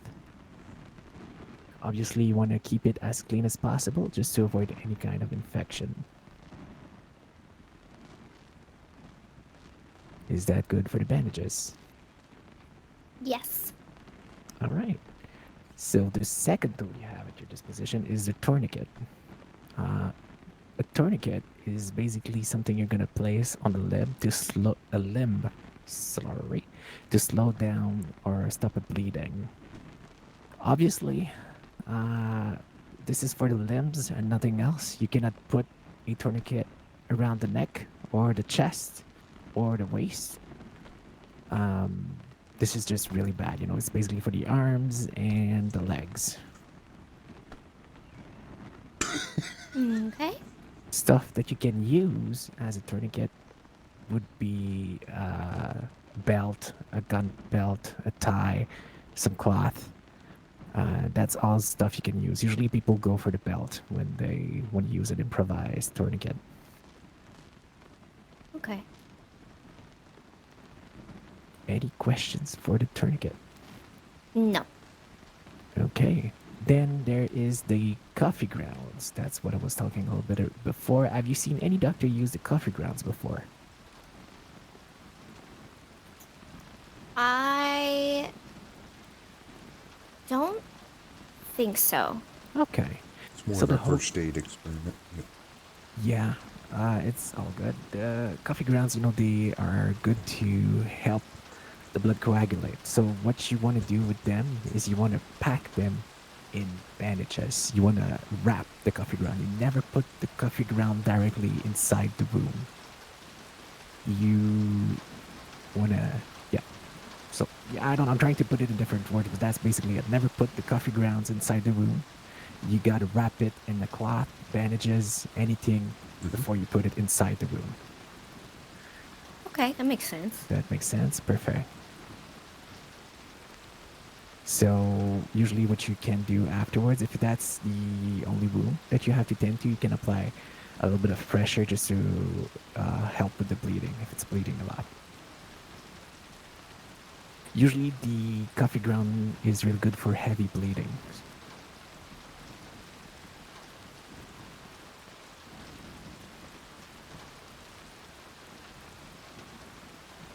Any questions about the coffee ground so far? No. Okay. Then we have the sling. The sling is obviously for any kind of injured or broken arm. This is mostly a support to help the patient move around. It can be made with any kind of bandage or cloth. Same thing as we discussed in the bandage, you know, cloth, rags, bandages, or torn clothing. You can deal with that to do a sling. You just want to loop that said cloth under and over the opposite shoulder to form a cradle. Cradle. Cradle, sorry, that's my French coming through. Mm-hmm. That's okay. Okay. So yeah, slings for the arm. Then, any question for the sling? No. Okay, we also have the splint. The splint, have you seen any doctor apply a splint before? Yes. Yes, okay, that's good. So, obviously this is to immobilize a broken limb. So whenever there's a fracture on the leg or something, you can stabilize it with a splint. How you do it is usually use two straight objects and you put it on either side of the limb and you wrap it with bandages or cloth to secure it. So when we talk about, you know, straight objects, it could be sticks, some kind of rods, a Pieces of wood. big piece of wood, but don't use a gun as a splint. Like, don't use a double barrel shotgun as a piece of the splint to attach to your legs. Right. That would just be crazy. You could shoot your foot off. Yeah, or if it's the other way around, you know, you could shoot anything up the waist. Yeah. Off. Oh Yeah. my goodness. And then guns are just naturally gross because they're covered in oil and they get dirt and everything else. They're not sanitary. Nah. So yeah, that's gonna be careful. Yeah, that's something to be careful with the splint. Obviously, the splint you can also apply them on the arms, not just the legs, but depending on the fracture on the arm, you could usually just go for a sling, and Okay. splint usually are a better choice for the legs. I feel like I wanted to say something else about that before going further. The sling. Another use for the sling is if you have to move the patient. Yep. If they have a broken arm or injured arm, use that sling to hold that arm to the body. So it's not just flopping all over the place. I think that was something I had in mind, not stabilizing, but to prevent movement, splint, that's fine, that's fine. Yep. Okay, now I think we can just slowly move to the scene management here.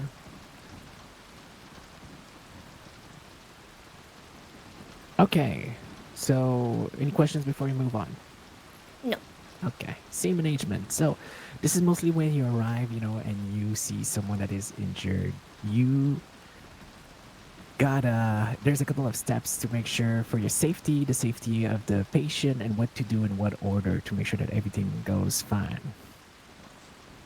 So when you first arrive on the scene, what you want to do is take as much information that you can. The first one being, is it safe for you to go over there? You never go full head on into a scene. Just there's someone injured. If there's still gunshot going on, you're not going there. Your safety comes first.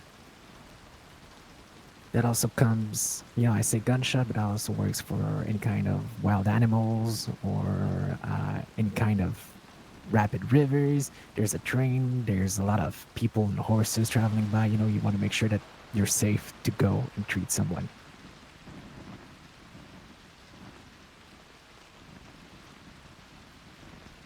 Once it is safe for you, you can assess if it is safe for the patient to stay there.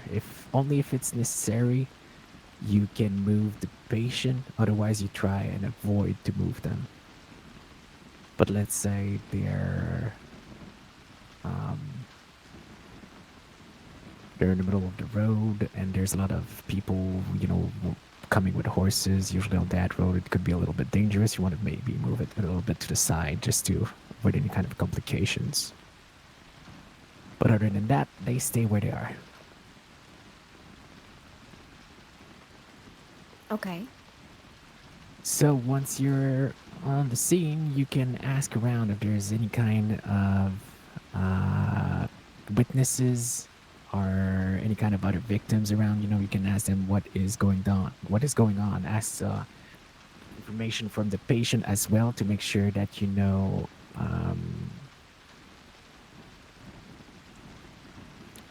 just what kind of injuries is going on. Like if the guy was found in the lake, then they're more than likely to be drowning. But then again, if a patient or a friend is nearby, they can tell you, no, someone threw them in the lake after shooting them. You can gather information that way. Okay. You then want to check for a doctor, see if you can get their attention. So that would be by either sending a standby, not a standby, what's the word I'm looking for? Bystander, Jesus. If you have a bystander, you can ask them to go find a doctor. If they're not able to, you would have to reach out through a telegram, but that would be probably after making sure that the patient has been stabilized. But basically, ask if anyone can get a doctor. When it is safe for them to be moved, you get them to a doctor's work. I don't know. For the first aid, I don't think we should be moving them, depending on the injuries. Especially if they've already called for a doctor. Yeah, I think it's better for them to not move too much. But then if the doctor is here and then they move them, that's another story. Yep. Okay. Any questions so far? Not so far. Okay. So now comes the fun part, where you gotta assess the patient. So you've got the guy in front of you.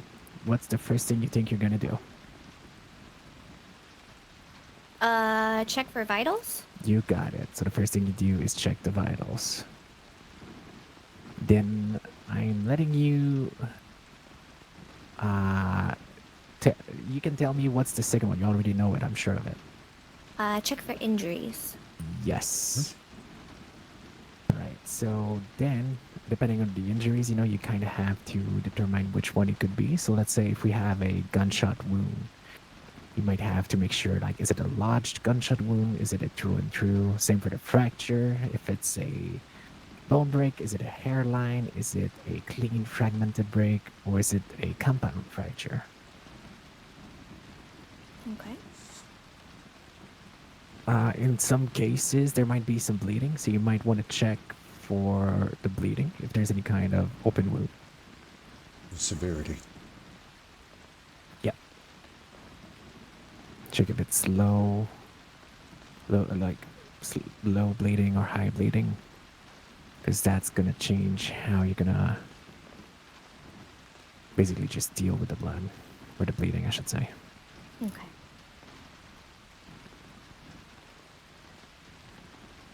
You can also check afterward for any sign of internal damage. Internal damage applies to arteries, veins, but also any kind of organs. So if you can see any kind of pulmonary damage, let's say liver and intestines or such like, sorry, okay. Things like that, internal damage in general, try and look out for those, but like, again, do not treat for any of that. And once you've assessed all of that, their vitals, their injuries, the type of injuries, the severity of the bleeding, and the internal damage, you stabilize the patient from everything you got.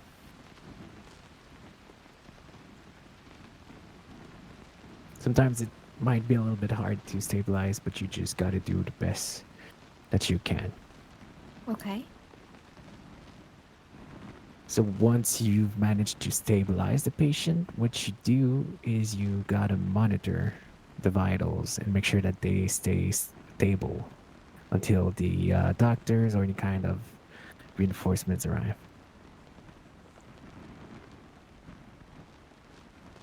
When the doctors arrive on the scene, you have to inform them of the vitals of the patient, the injuries that they had, and the first aid that you gave them. Can you repeat that last sentence one more time? Yes. When the doctors arrive on the scene, so let's say you did your first aid and everything, you were checking over the patient, and then the doctors are coming on the scene. You have to inform the doctor of the vitals of the patient,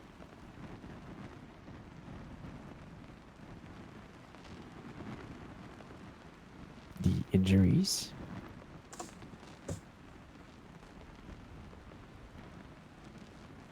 and the first aid that you administered the patient. Okay. Any questions? No. Okay. So now there comes the funny one, is the mass casualty scenes. There's a little bit of a difference depending on how many people there's going to be to first aid. So if there's more than one patient, the way it goes is that you have to check the vitals and the injury of each person, then stabilize them in the order that you judge is the more severe one to the least severe one.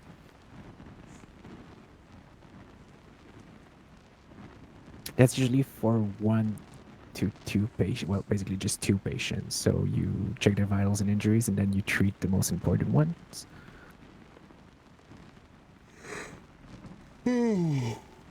But if there are 3 or more, you have to check only the vitals and tend to the ones with the lowest vitals first.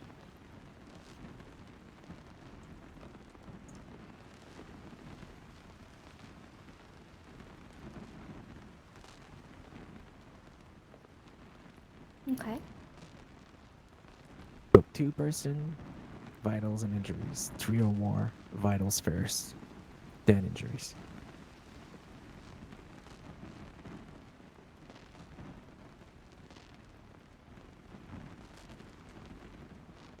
There's a couple of scenarios that mostly require the doctors for everything that are mostly urgent and some others are less urgent.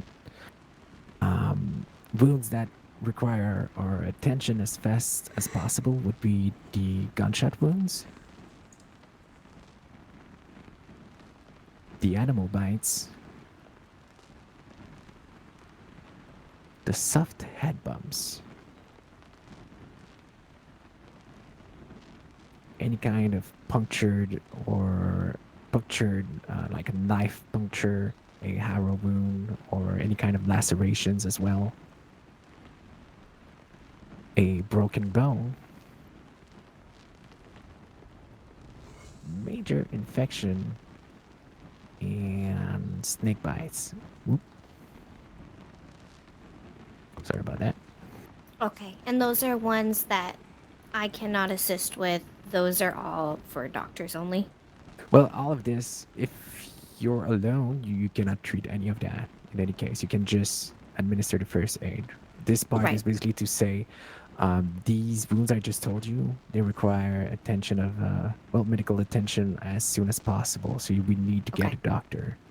Ones that are less important but still could require a doctor would be minor bruises,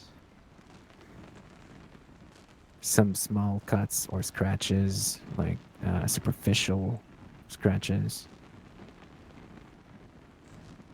some hard bumps with no concussions, or people being dehydrated or hungry.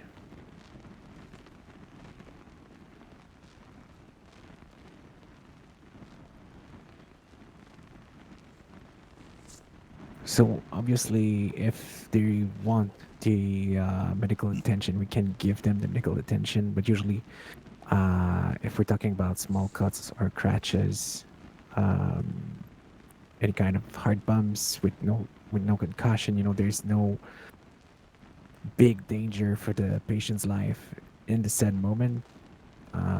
So there's no hurry, but they still could have the need for a doctor. It's a little bit weird for that one.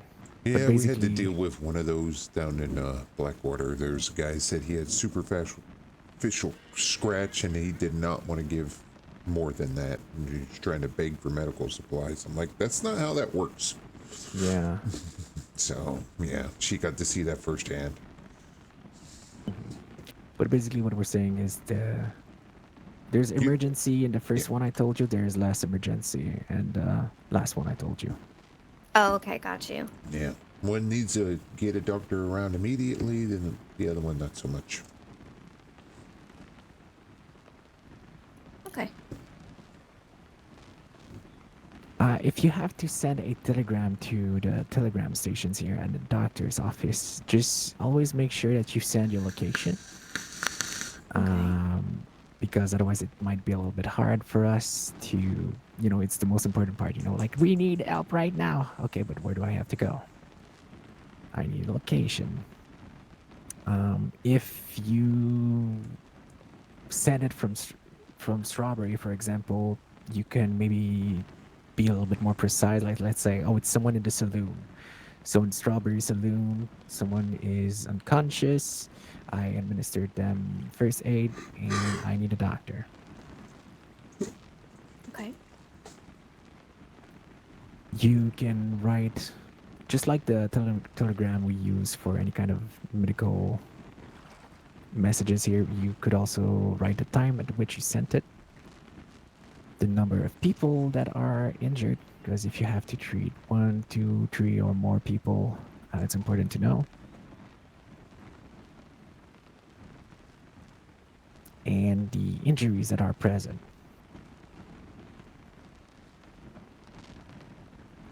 Okay. So by that, it's basically, you said, sorry, your name's Darla, right? Mm-hmm. You could be like, Okay, I need doctor's assistance at the Strawberry Saloon.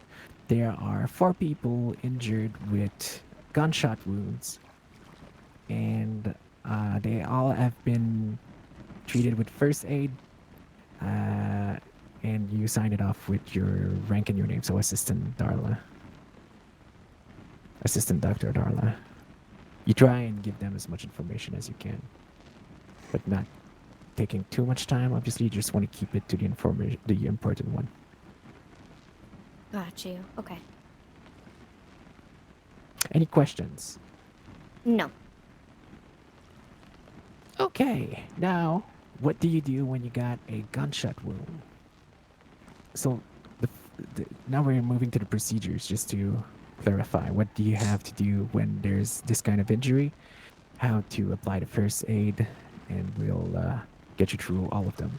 So the first one is gunshot wounds. The first thing you want to check is, like we said a little bit earlier, the kind of gunshot wound. Is it a lodged bullet or is it a through and through? Once you figure that out, you want to check the bleeding, see if it's minimal, moderate. You can just secure it with bandages. If it's heavier, you can use the coffee grounds, like we said, with the rags and the bandages, or apply a tourniquet if it's a limb.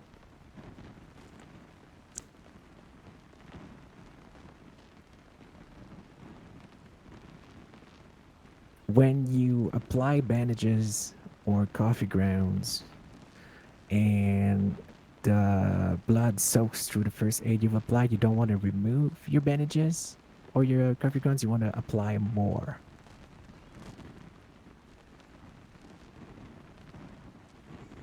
That part is really important.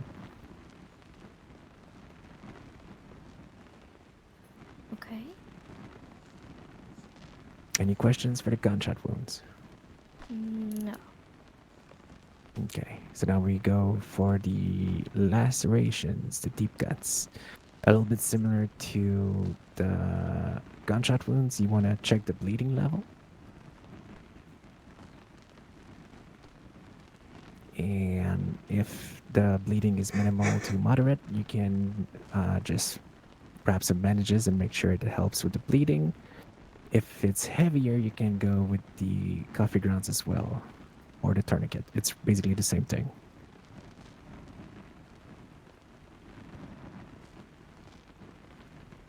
Same thing as we said for the gunshot wounds again. If there's blood soaking through the first aid, you apply more bandages. You do not remove them, you just apply more. Okay.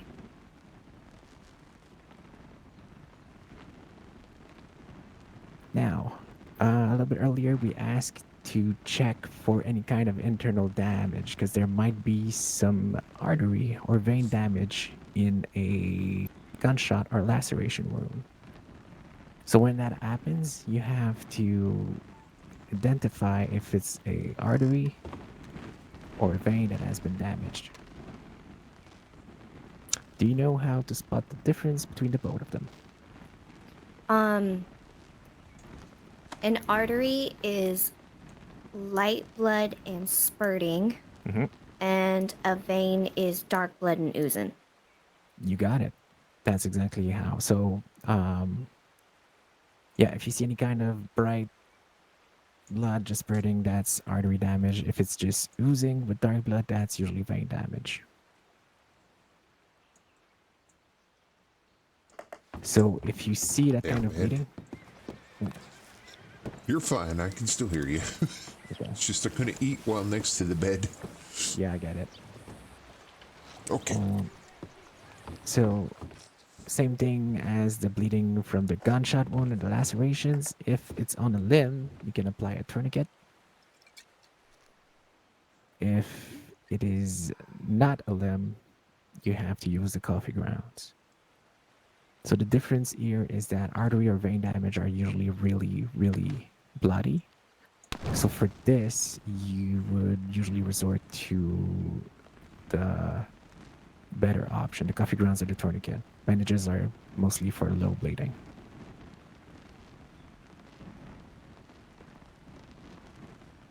questions for the internal damages, the artery and the vein damage? No. Okay.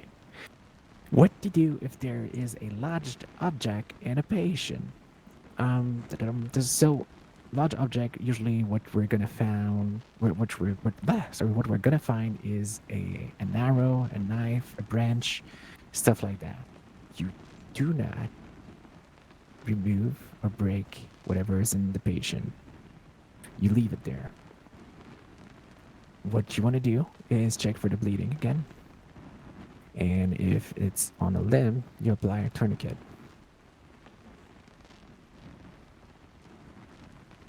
Once you've assessed the bleeding, you have to secure the object by using bandages, cloth, or rags, anything that we said that can make a bandage, just to wrap the object in a secure position. You don't want it to move or wiggle around too much. This is important because, just like I said, when we're going to be moving this patient, because we have to in the end, we have to make sure that the object doesn't move and does any further damage inside the patient. Okay. Any questions for the large object? No. Okay, the snake bites.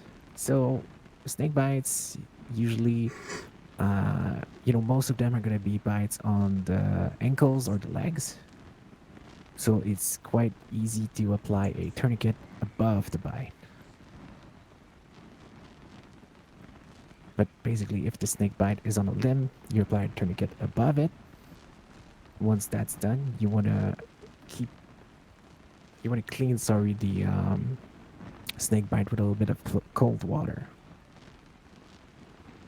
You want to apply pressure with a damp cloth and wrap the bite in bandages. Sorry, I'm kind of losing my words. I've been talking a lot. Sorry about that. No, you're okay. So I would apply pressure with the damp cloth, keep the damp cloth there, and then wrap that with bandages? Or remove the damp cloth and then with bandages? So I think the best way to do it, you could just wrap in bandages and then keep the pressure with a damp cloth. That would be the best thing to do. Okay. Because then you can change the cloth, you can damp it a little bit more if it gets a little bit too dry or anything like that. So yeah, keep it outside the bandage, but apply some bandages. Sorry. Okay. I gotcha. If you can, when the doctors arrive, try and let them know how long ago was the patient bitten by the snake. So let's say, it took about 5 minutes for the doctor to show. You tell them, well, 5 minutes ago they were here, but then again, it depends on how long it took the patient for them to find. But basically, just try and figure out the timing on the bite. That's only if it's applicable. If the patient's already unconscious, it's a little bit hard to know. But if you can, let the doctor. Okay. Okay, any questions for the snake? No. Okay, we get with if a patient has no pulse. So if the patient has absolutely no vitals, what you have to do is start doing chest compression.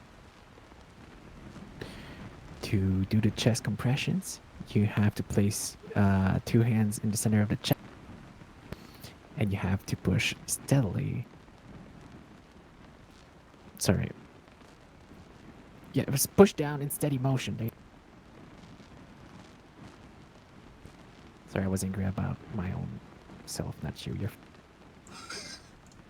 okay. Yeah. So when you do the chest compressions, you want to do in between 15 to 20 of. After you've done in between 15 to 20, you have to recheck the vibe.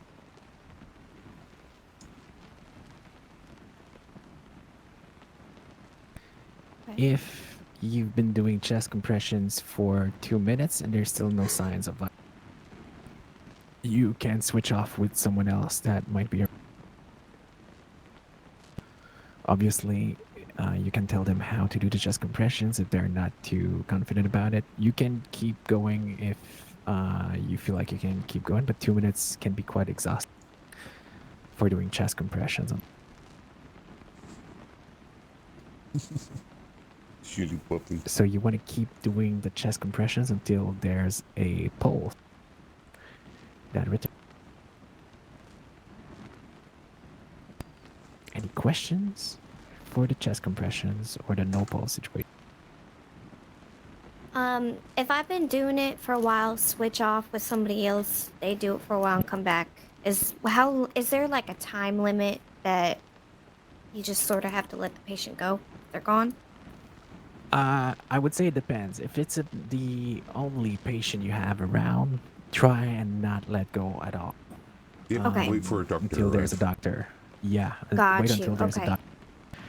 If there's more than one and you've been going at it for like 5 minutes, obviously at some point you have to check for the others. The no vitals are really a priority because obviously you want to bring them and keep them alive. But if you've been going at it for more than 5 minutes, I've been told that usually you can start and prioritize other patients. This is not something in the first aid because that is also a question that I asked myself on the first aid certification. But I've been told that.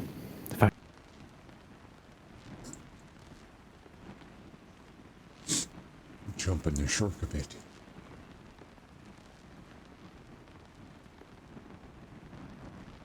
Okay. Any more questions for the no? No. Okay, so now we're going into the drowning scenario. So if you see a patient that is not breathing, you have to begin the chest compression. That's gonna help bring the water.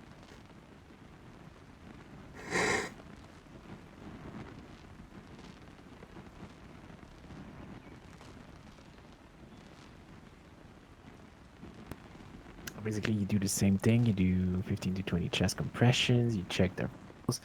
Eventually, while you do the compression, there should be some water that expels out of their mouth if everything goes. When that happens, you have to roll the patient on the side to help them, expel them. Just keep the airway clear.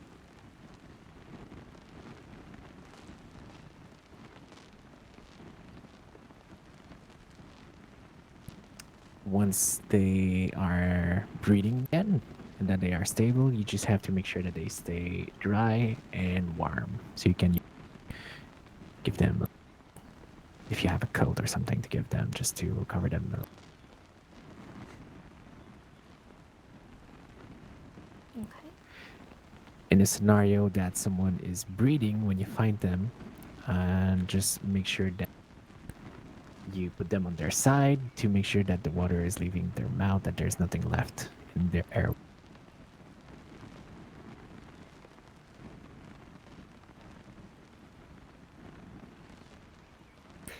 Any questions? No. Okay, now we go to Ed. And you probably notice with your assistant, when you were assisting some doctor, I mean, that you have two different types of injuries for the head. You have the hard bumps and the soft bump. So you would have to determine which kind of bumps we're talking about. To do so, you have to gently palpate around the edges of the. You never press like firmly in the middle. You always just touch on the edge.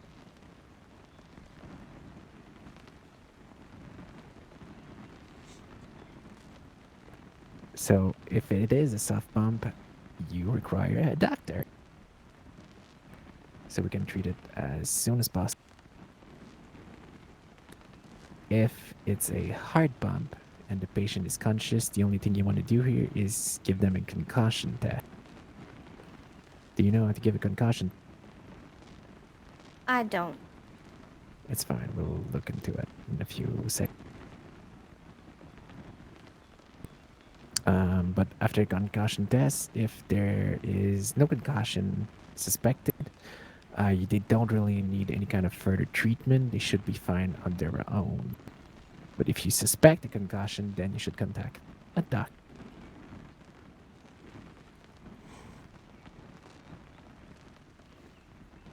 Usually what you want to do for the concussion test is ask them a couple of questions, and if they answer the wrong thing, it's usually because they have a concussion.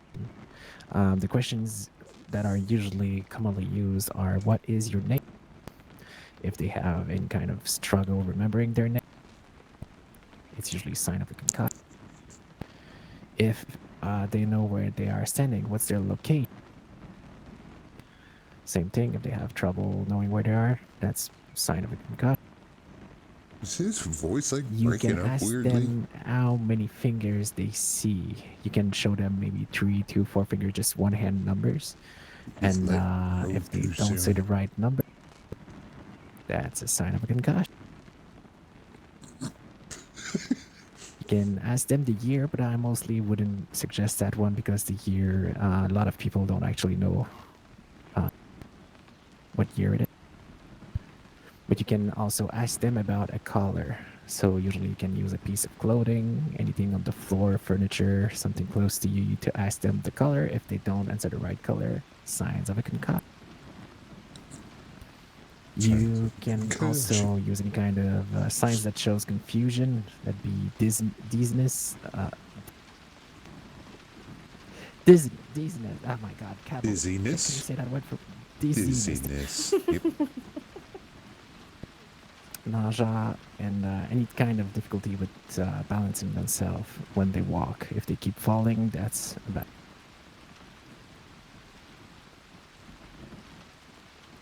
So when you suspect a concussion, the important part is that you don't let them slip. Because if they go to sleep while they're concussed, they could go into a coma. Not wake up? Or whatever injuries they have could become permanent. The confusion, dizziness, all that stuff. Any questions with the editor? No. Okay. Warm I know there's a lot to cover here. Are you doing all right on food? And Yeah, I'm doing okay. Don't starve okay, yourself we're No, no. But we're almost done with the explanations. We're gonna be going through the exam pretty soon, but don't worry too much. The next step is gonna be the broken bones. What to do with a broken bone? So, usually the broken bones can be suspected when you see any kind of dark bruising in an area. Yeah, okay, sorry, I just read it that way, but it can be also more obvious if the bone is sticking out. So, if the bone is sticking out, obviously it's broken. If there's bruising, it could be an indication of a fracture as well. If you don't see any bone sticking out, but you see some bruising, what you want to do is a little bit the same that you did with a soft bump. You want to gently feel around the area and see if there's any kind of break under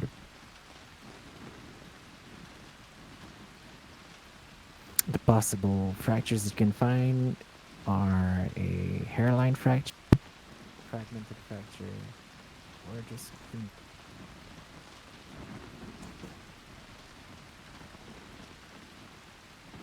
if the bone is sticking out, if it is a compound fracture, you have to do just like we said with the Got really quiet. I gotta harrow pause the or music. knives. You got to secure the bone, just as if it was an arrow sticking out of the.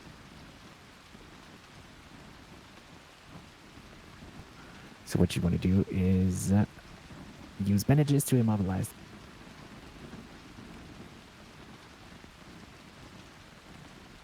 Okay.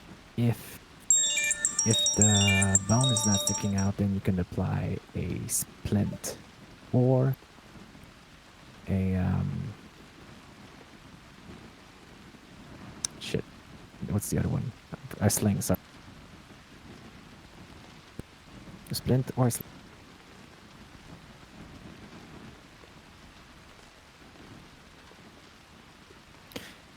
Once you've done that, you just want to avoid moving the body. You do not try to reset your bone yourself.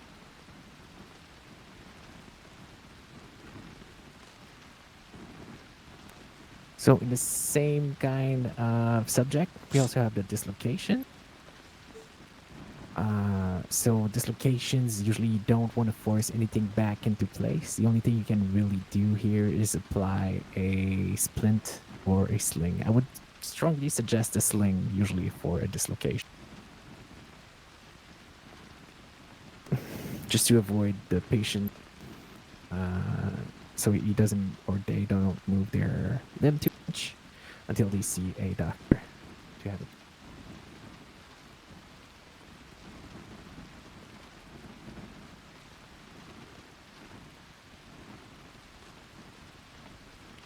So that is pretty much the most of the scenarios that you're going to see around.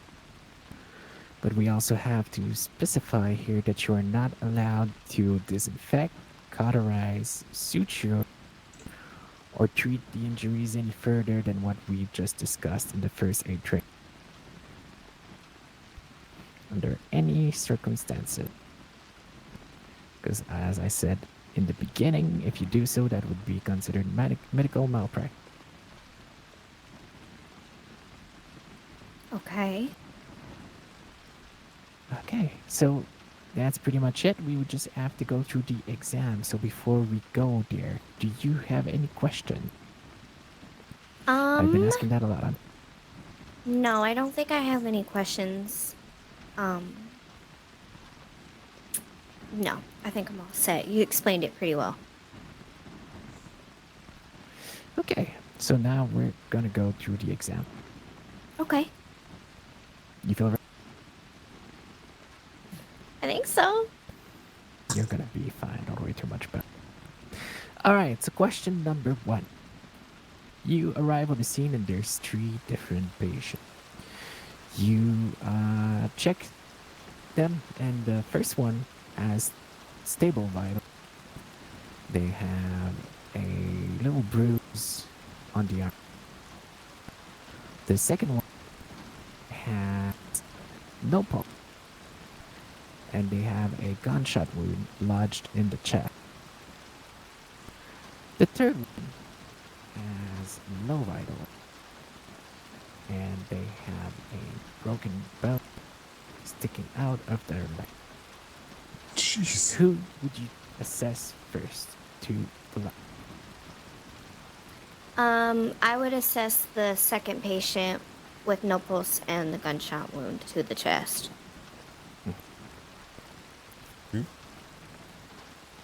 And then who would be your second? The other patient who also has no pulse, but the broken bone sticking out of his leg. Is that a low pulse? He had just low pulse. Oh, low pulse. Oh, forgive me.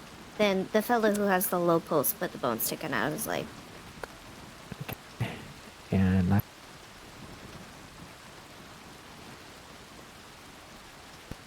here's the. Hello? Kind of breaking up I'm there, sorry. bud. Yeah, I was thinking there's something in my ears. Oh, is it me? Do I sound weird? Yeah, you're breaking off quickly. Fuck. Oh, okay.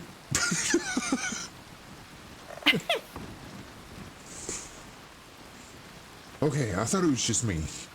No. That's what I thought too. I was like, I think there's something funny with my ears. Okay. Okay, do I sound bad? Hello? Hello?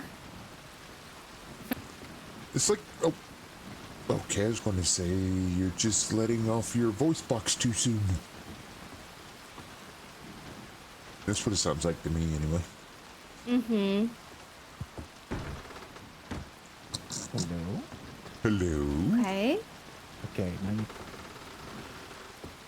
Okay, I see what the problem is. Is that. Okay. So who would be your last person to treat? It's kind of the last and easy answer.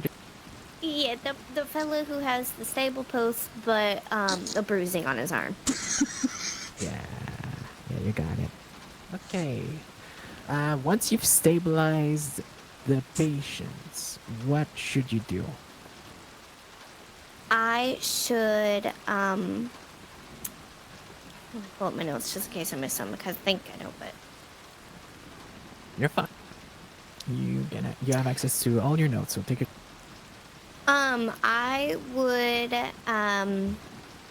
ask a bystander if there's one available to go get a doctor. If there is no bystander available, I would reach out myself via telegram.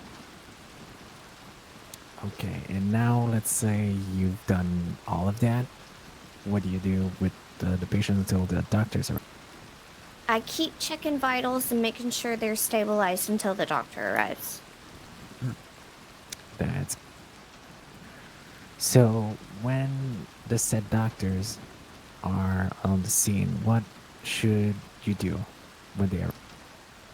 I inform the doctor of the vitals, injuries, and the first aid that I administered. Yeah, perfect. That is 100% correct.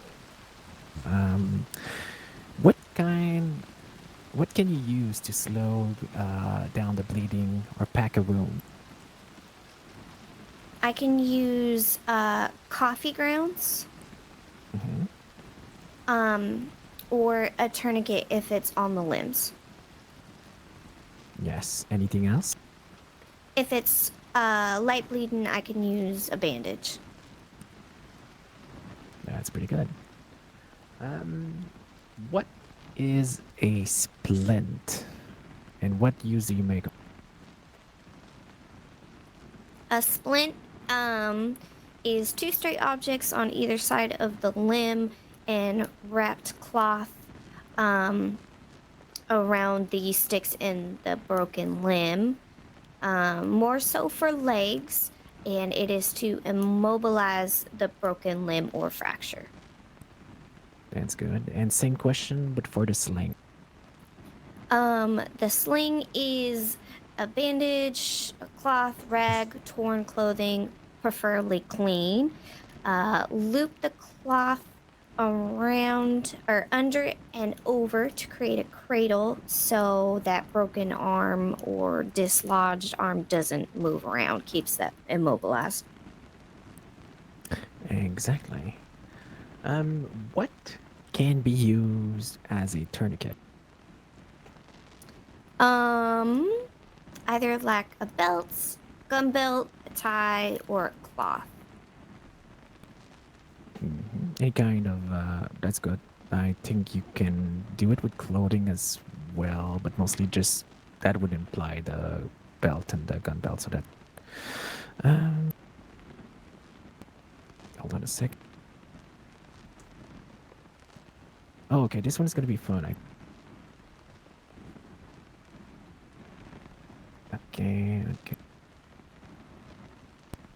Okay.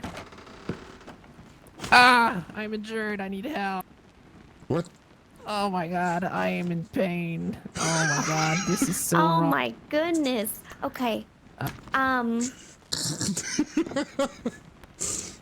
Oh, please help me. I'm in terrible pain.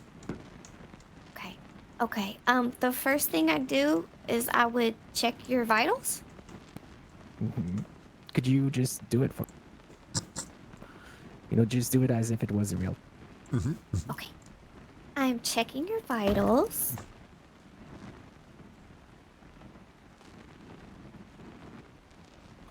So even though I say I'm in terrible pain and I'm about to die, my pulse and breathing is stable.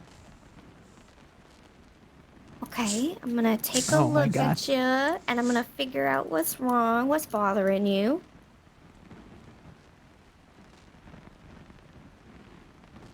Hold on, I'm thinking about that one.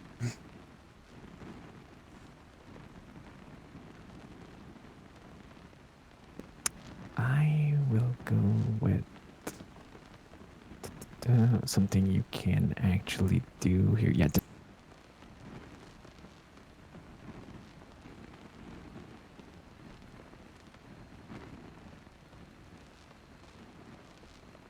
Okay. Oh my god, please. I'm hurt.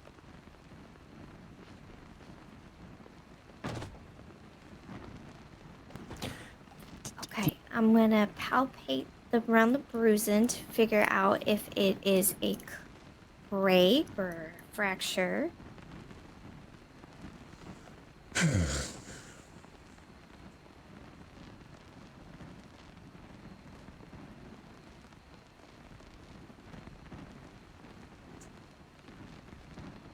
Okay, and then if it is fractured,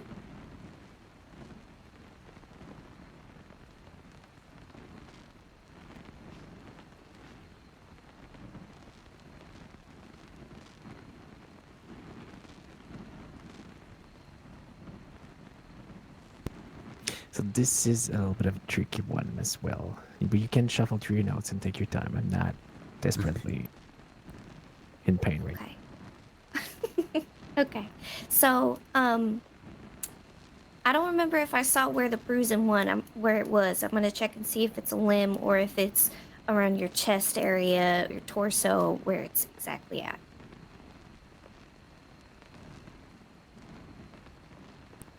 Oh, miss, I've been kicked by a horse and it hurts so much. Okay. So there's really nothing I can do. I can't put a sling on you. That's correct. Oh I shit. can't Hold on a put second. my work. Let me get this door closed. It's supposed to be locked. Yeah, maybe not. I can't put a splint on that area. So what I can do is I can wrap really tightly around your chest area. Yeah, but before you Keep it in do, place. what do you do before that?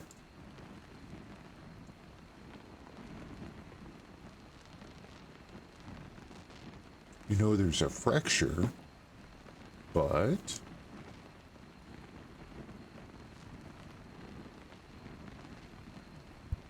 So that was a little trick thing I did. Mm-hmm.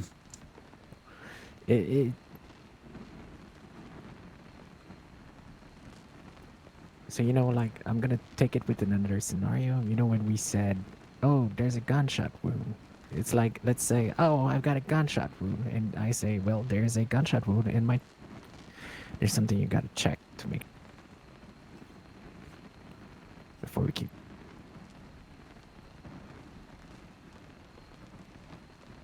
Oh, am I supposed to check what kind of, like, if there's internalized damage? No, because in that case, it's not really an open... Drawing a But blank. you have to... So I'm gonna give this one to you Yeah. because it's a little bit of an odd one, the way I've set it out. But you have to check what kind of fracture we're talking. yeah. See if Oh, it's okay. type of fracture. If it's hairline fragmented or clean. Got you. Or compound, which would Compound. be a little bit weird if my rib is sticking out of my chest. But And you it's know, just bruising. you could see. Yeah, usually you would have seen it pretty easily if my bone was sticking out. But Okay. I'm palpitating and I'm checking to see what kind of fracture it is.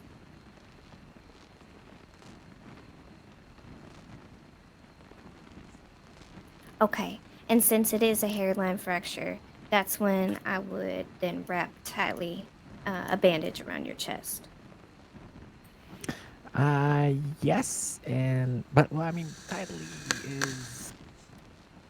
I wouldn't go too tight around the ribs because you still Right. have to give them.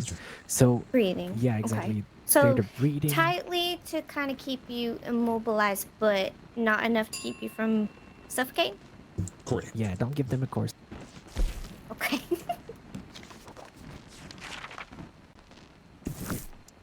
I kind of went with a difficult one here. Yeah. Because No, there's no, not no, you much made- you can.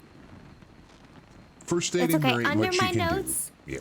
yeah, under my notes I said dark bruising area, gently palpate area to check, break under skin, hairline fragmented or clean. But I just completely slipped my mind. Mm-hmm. It's okay. But no, you cannot do it's not a limb, so you cannot give me a sling or a splint. It will be the weirdest thing if you apply a splint to my torso as well. So please don't do that. But yeah, so the only thing you can really do here is just apply some bandage. And if I'm unconscious, obviously you can ask for a doctor. If I'm conscious, you should just advise them to seek for a doctor or see if you can get one yourself. But other than that, there's not much you can. Okay. Is he inching forward? Or is it just me?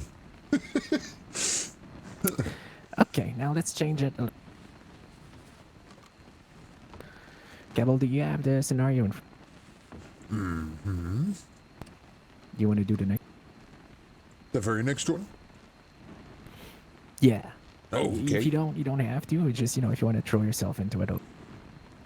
Oh, well, 1 second, please.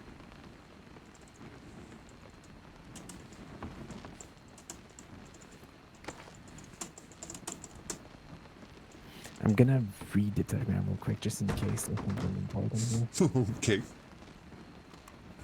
Wait on him to come back then. Yeah, well, you can get yourself ready, mentally to do that. Yep. Do you have anything to eat by chance? Oh, yes, sure. Hold on a second. Thank you.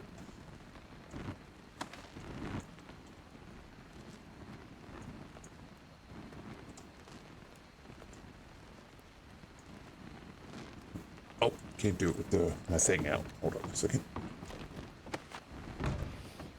Everything is fine. Gotta put that down, and then I come over here. Thank you. I'm gonna show you my butt. There you go. Oh, bless you.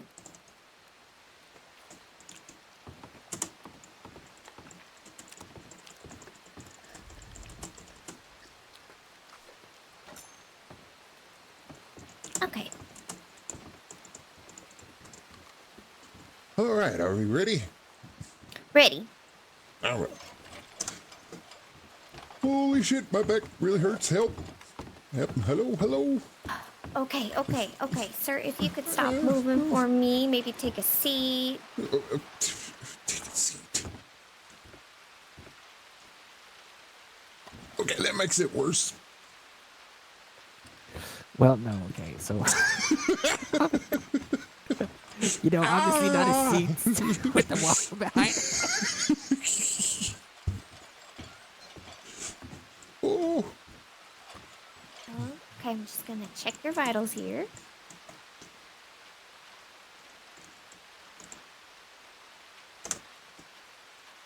Oh, Jesus.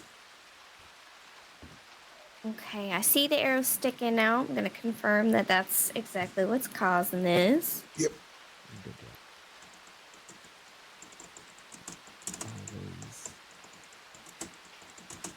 Check the bleeding, seeing if it's moderate or mild.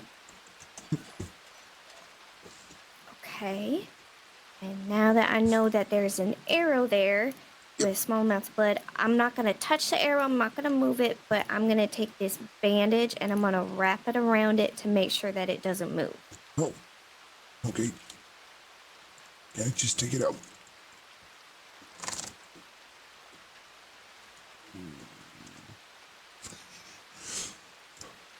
I can reach it, I think. Don't touch it. Just like in the back of it. Oh, okay.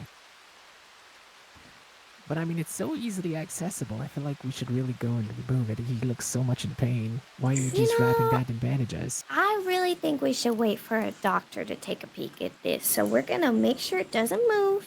And we're going to wait for the doctor.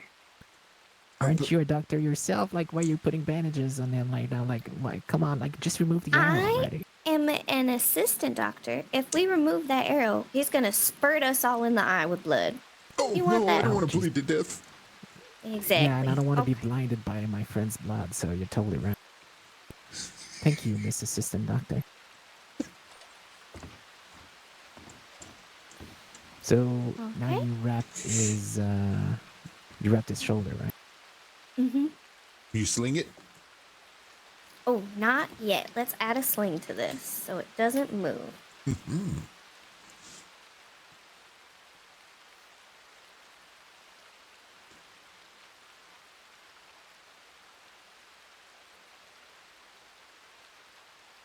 is no different for the person like is like organizing it? You say that right?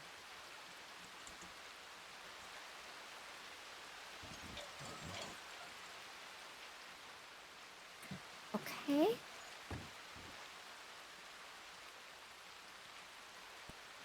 Okay. Is there anything else that comes to your mind?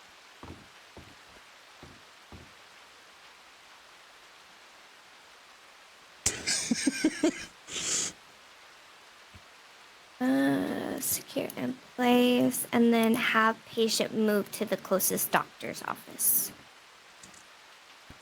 In that case, usually it would be, so it depends, if the patient is conscious like he is, I would advise maybe just transport him yourself, like get him on the horse or your horse and make sure that you get him over to the doctor's office. If they are unconscious, I do believe it would be the doctor's job to carry them to the doctor's office. You, in any way, as a first aid trainee, you cannot move the body. Okay. So, if conscious, give him a ride to the doctor's office. If not conscious, wait with him, check on vitals until the doctor gets there. Correct. Well, after I've gotten a bystander to go get the doctor, or I sent a telegram out. Yeah, exactly. Okay. Why is this light all the way up there? That makes no sense. Okay, I think there's two more. No, there's actually a little bit more scenarios. Oh. I'm gonna do the.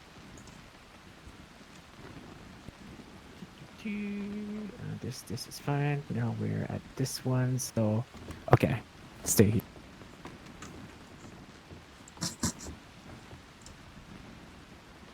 Oh my god! I just got bit by a snake. I got bit by a snake. I'm gonna die. Okay. Okay. Okay. Go ahead and have a seat on the floor for me. On the floor. Sorry, I don't know how to sit on the floor. I know how, but I will. Hold on.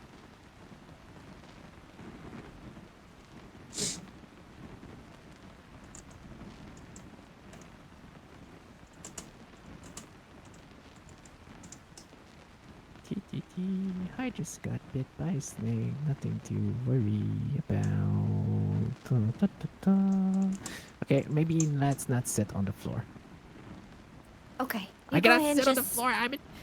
That's totally okay, sir. I'm just gonna go ahead and check your vitals. Oh, they changed that.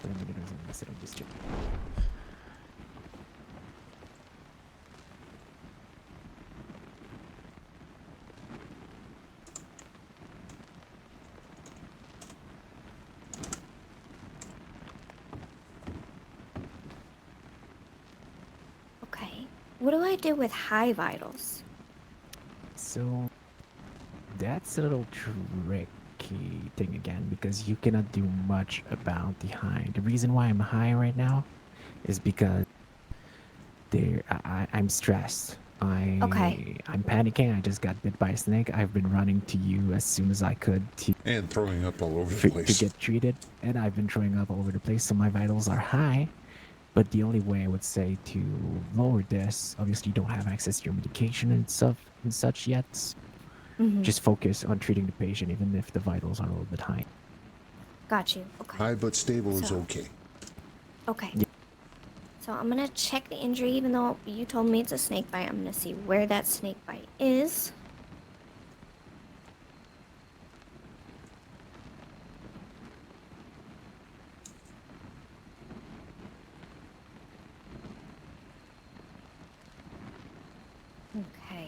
gonna apply this tourniquet above the bite.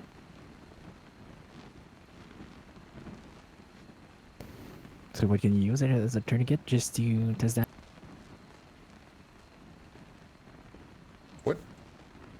Since Oh, it's just little old me, and I don't exactly have a proper tourniquet on me, I'm gonna take off my gun belt here, and I'm gonna wrap that around.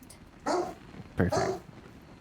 Okay, and once you've applied a tourniquet, what should...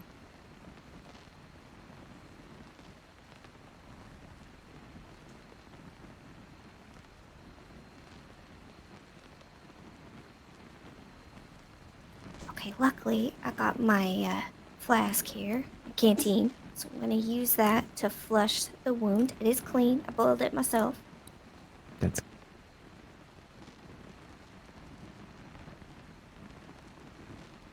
Okay.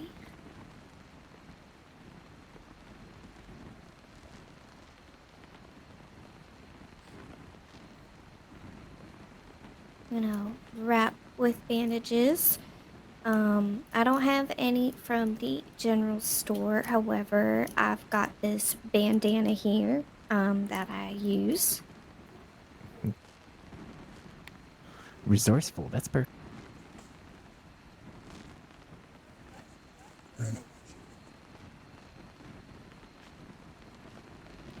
You know, I'm sure as an assistant you can have plenty of bandages around you. It's just in a case you're really out, would hope and you know when so. you're not on duty, you don't have anything. It's good to remember what you can use in that scenario. But as a doctor, I believe you should be covered on material. Okay. Assuming I have some stuff on me, I'm gonna wet this bandage here with some more water in my canteen and apply pressure with this damp bandage on top of the bandages.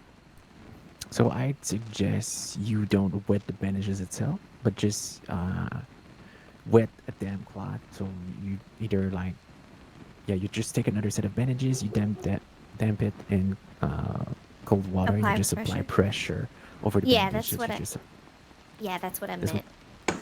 Okay. Yeah, no, it's all good. And then Okay. And sir, do you know when you got bitten? How long ago it was? I don't really know. I just ran through here as fast as I could, maybe 2 minutes. 2 minutes? Okay. And when the doctor gets here, I'm gonna let them know and add it on to however long the doctor is coming. So I'm timing now after grabbing a doctor. Because even if you apply first aid, you know, the venom can go through a little. And I might go unconscious.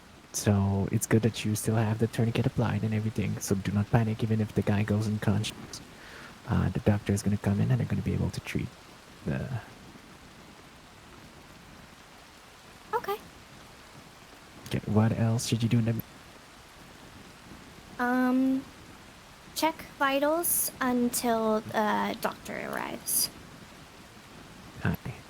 So just by doing what you're doing, you know, try and comfort the patient if they're still awake, they're still conscious, you know, just make sure like it's gonna be fine, the doctor is on their way, we're gonna make sure everything's okay. So that should calm them a little bit and stabilize. Okay. And I And think hand them a that covers bucket. this next. Yeah, because they're gonna be throwing them. Got you. Okay. Okay, well, would you like to do the next one? Or should I do it? Sure.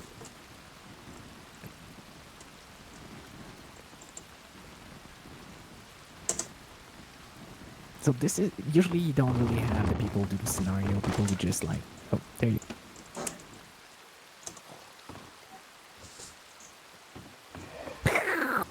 Okay.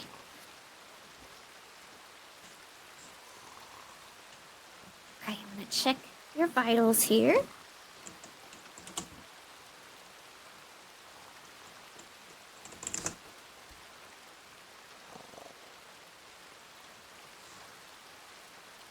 Okay, I heard a gunshot, but I'm gonna check where and if it actually is a gunshot wound.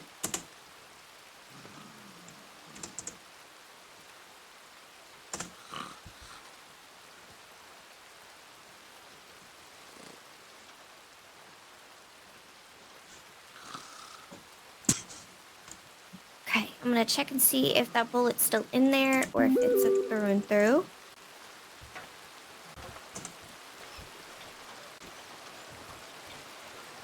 So if it's lodged, oh, hold on, I got one more thing.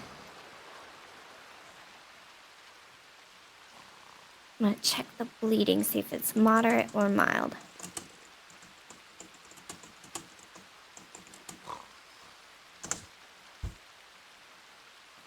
Okay, since it's a small amount of blood, I could just use bandages, right? I don't have to break out cough grounds or tourniquets, nothing like that. Indeed.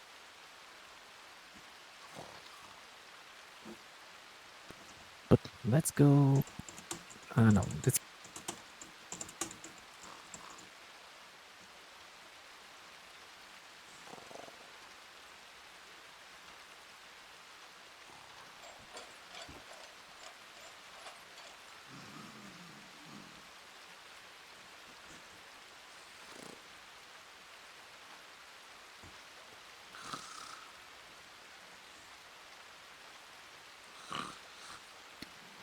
Okay, and Okay, I'm gonna check and see if it's bleeding through.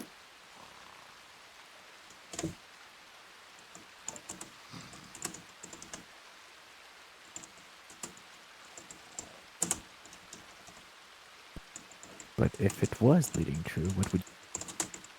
If it was bleeding through, I would wrap more bandages around. You got it. But there's another gunshot. What's going? Is it me? Should I lay on the ground? What's going on? Shut the man down. Are you? I shut you down while you're already down. Okay. Yep. You have another gunshot wound. Yep. Okay.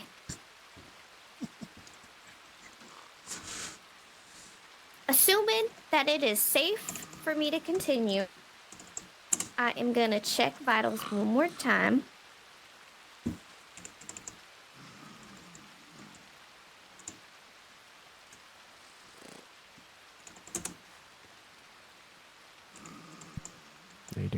It's good. Always assess the danger first. Obviously, now we're just playing pretend. But if there was an active scenario, obviously, as you see.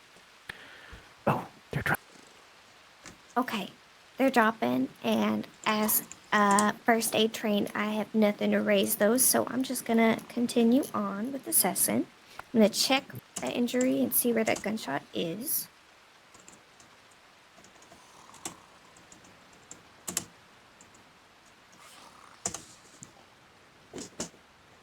Okay, I see it's up there in their knee.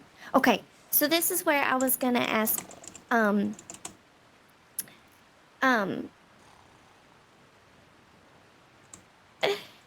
let's say I'm checking the bleeding, and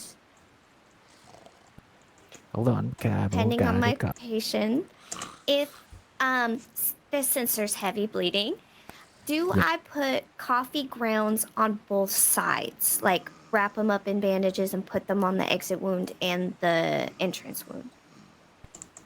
Absolute. Okay. But also, what alternative do you have instead of the coffee? Oh, I can use a tourniquet. But for true and true, coffee grounds is great because regardless, doctors have to have one side plugged already. Usually we treat the exit wound first, but we have to plug the entry wound with coffee grounds. Or, well, anything, but I rather go for coffee grounds. So if you already have it plugged with coffee grounds, it's usually good for true and trues, especially. Okay.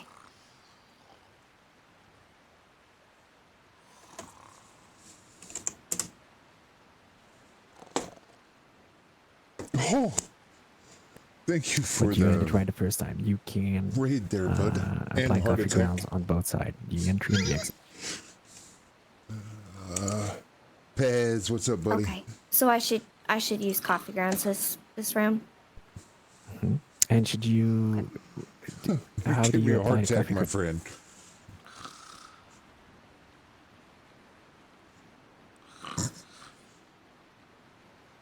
Okay, I'm gonna wrap it around with a cloth or bandages.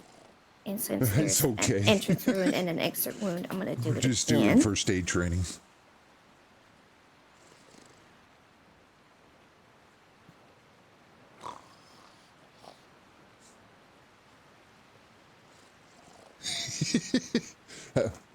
Oh, you gave me a good heart attack though. So I had the little first aid thing over top of my OBS there. Okay, I'm gonna apply pressure.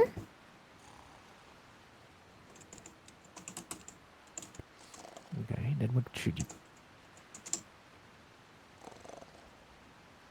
Mm-hmm. I'm gonna check the blade and see if they're bleeding through. Sometimes you just try to check something, but then you get another information as you do so because you're so multitasking. But Yeah. Okay. Yeah, it's good to sometimes they're impatient and yeah.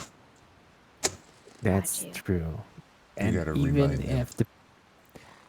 if the patient tells you something that you're not asking, it's fine, but you might have to re-ask it. It's a little bit odd when you're checking for something, but then you realize, hey, I see something entirely different than what I just checked for. It's good. It might be an information that you might need, but you're gonna have to ask it again, regardless. Just to make- Okay. so let's say despite their impatience, continue on with how I What you would asked. carry it out. Correct. Yeah. Got you. Just ignore them and keep moving and ask it again later if it was something I need. Exactly. Okay. So now that the coffee grounds on, the bleeding has stopped. Appreciate the raid there though. Do bud. I Hopefully you had a good stream. I guess stay in this position holding it until the doctors have arrived, or do I wrap a bandage around the coffee grounds to keep that in place? You can leave it as it is. As for now, you can just check the vitals, make sure that they are stabilized and that they stay so. If they don't, just assess the bleeding again. Make sure that you can add a little bit more bandages if he keeps bleeding a little bit too. But other than that, like I said, it's just monitoring the vitals of the. Okay. Because you did what you had to do. You plugged the 2 wounds. Well, plugged the twin. What was the other one? On the shoulder? Lodge, Maybe I just kind of got it. Lodge on the. Okay. I'm gonna check vitals again, and then just wait until doctors arrive. And obviously, if you didn't call for a doctor yet, just ask any bystanders or go and get it yourself and come back and monitor the vitals again. Okay. I figured you'd rather hear snoring than sometimes when you hit the fall over button, you're screaming out nonstop. So. Okay, we have one last scenario and one last question after it's almost done. Don't give up. I know we've been going through it for a long time. No, I'm not I'm giving gonna up. This is do- good information. I'm learning a lot. Yeah. Okay, so now I'm gonna do the last scenario here, and I am on the ground. Okay. And you see, I am next to a river. Okay. Are you super close to the river that you're endangered? No, I'm just like on the shore, but I'm just on the. Okay. Okay. So, I'm gonna assume that you're safe to not move, and I'm an assistant, so I can't move you.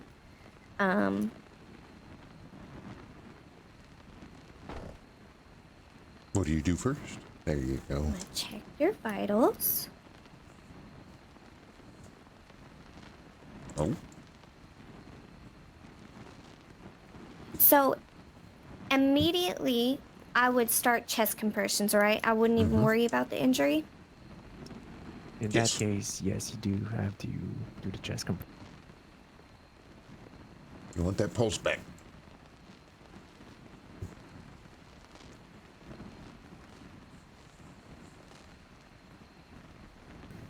But also, head it is a tricky a little bit. Mm-hmm. You're doing first aid here. They do say in the first aid paper, like if there's only one, you can assess their vitals and their injuries. But in that case, my vitals are not present. So yes, you have to prioritize over the chest compression. If they were something low or high, you'd have to check my injuries. But no vitals, just compression.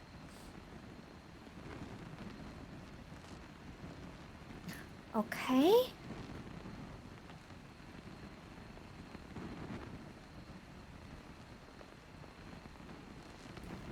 Have you seen or have you done any kind of chest compressions? No. It's just good to count them out there. Yeah. Okay. So Starting Place your- pushing down now, and I'm gonna count about 15 to 20 of them. So let's like one, two, three, 4, 5. Should I go fast? Steady motion. The rhythm you that? had, Steady. yeah, steady, 1, 2, and 3, 4, a little bit 5, faster. 6, 7, 8, 9, 10. You're acting 11, as their heart, 12, basically. 13, 14, 15. Okay. I did 15. I'm gonna now check the vitals.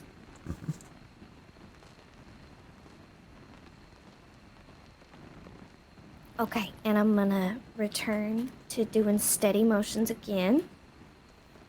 1, 2, 3, 4, 5, 6, 7, 8, 9, 10, 11, 12, 13, 14, 15. Oh. I meant to check the vitals. Okay, now that water is spurting out, I'm gonna move you on your side.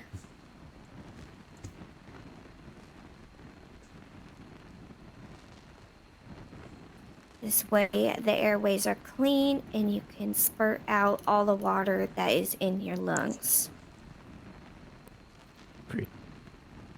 Okay, and then what? Now, if I have a coat, I'm gonna offer the coat to keep them warm and dry.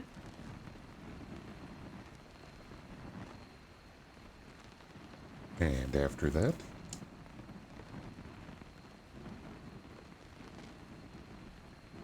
I'm going to make sure that they are breathing and just continue to make sure that they're breathing while also consistently checking their vitals. Yeah, monitor. Monitor their vitals. Yep, that's pretty much it. It's always good to know and remember the chest compression. Sometimes you might feel a little bit, but believe me, when you've got something dying under you, you know, it might feel weird to do 1, 2, 3, 4, 5, 6 going up when I'm just playing pretend here. But believe me, when you've got someone dying under you, it's less. It's a lot more stressful. Yeah. You just go at it. You just go for the chest Yeah. compressions. Okay. Now, don't be afraid of pushing too hard either. Sometimes you might break a rib or something, but you're saving their life. Okay. Obviously, don't break the rib on purpose. Yeah, naturally. But always keep an eye out. Like he randomly put out the water spurts there. Now, if blood comes up other than water, then you need to check for injuries because there might be broken ribs along with that water, but that's beyond your abilities right now. Okay. But yeah, they start coughing up blood when you're doing it, I would stop the chest compressions. Because you might be causing more damage. If you just see, if you just see blood spurt out every compression you do, well, I mean, it's a little bit odd. I don't think I would ever see that. But you know, if you don't have any pulse, that's actually a trick. That's tricky, actually. What would you do in that scenario? If you're only first aid training, even I don't know. If you want to do chest compressions, but every time you press, you just see blood spurt. I would clear their airway first, and then I would do the chest compressions just to see if I can still stabilize. Maybe there's blood that was stuck there. You just make sure you empty the airway, and then you redo the start compressions. You know, even I wasn't ready for that question, but now I just realized that's what I would. This is a good old trick question. Yep. Then I answered I for tricked you. you up. Because, I'm sorry. Yeah, you tricked me. I'm sorry. I answered for you. Okay. Last question. Are you allowed to cauterize or suture a wound or perform any type of small procedure as a person who is first aid certified? Absolutely not. That would be medicine malpractice. And you got it all. So I am happy to say that you are now first aid certified. Yes. Congratulations. Thank And we you. put you through a lot of scenarios here. You did really. My palms are kind of sweaty. Oh, believe me, it's gonna be worse at your doctor's. Oh yeah. Oh no. That one's a lot of stuff. Don't. But Yeah, that's no, it's down the not line bad. here. Yeah, you're not there yet. Eventually, you're gonna learn a lot more. But you seem to be, the way you were going through the first aid exam. I'm pretty sure you're gonna be good to learn really easily with the other doc. Yep. And I'm pretty sure that's gonna be going smoothly for. I'm pretty confident in your skill. Don't forget to put it on the roster as well there, bud. Yeah, I'll do it.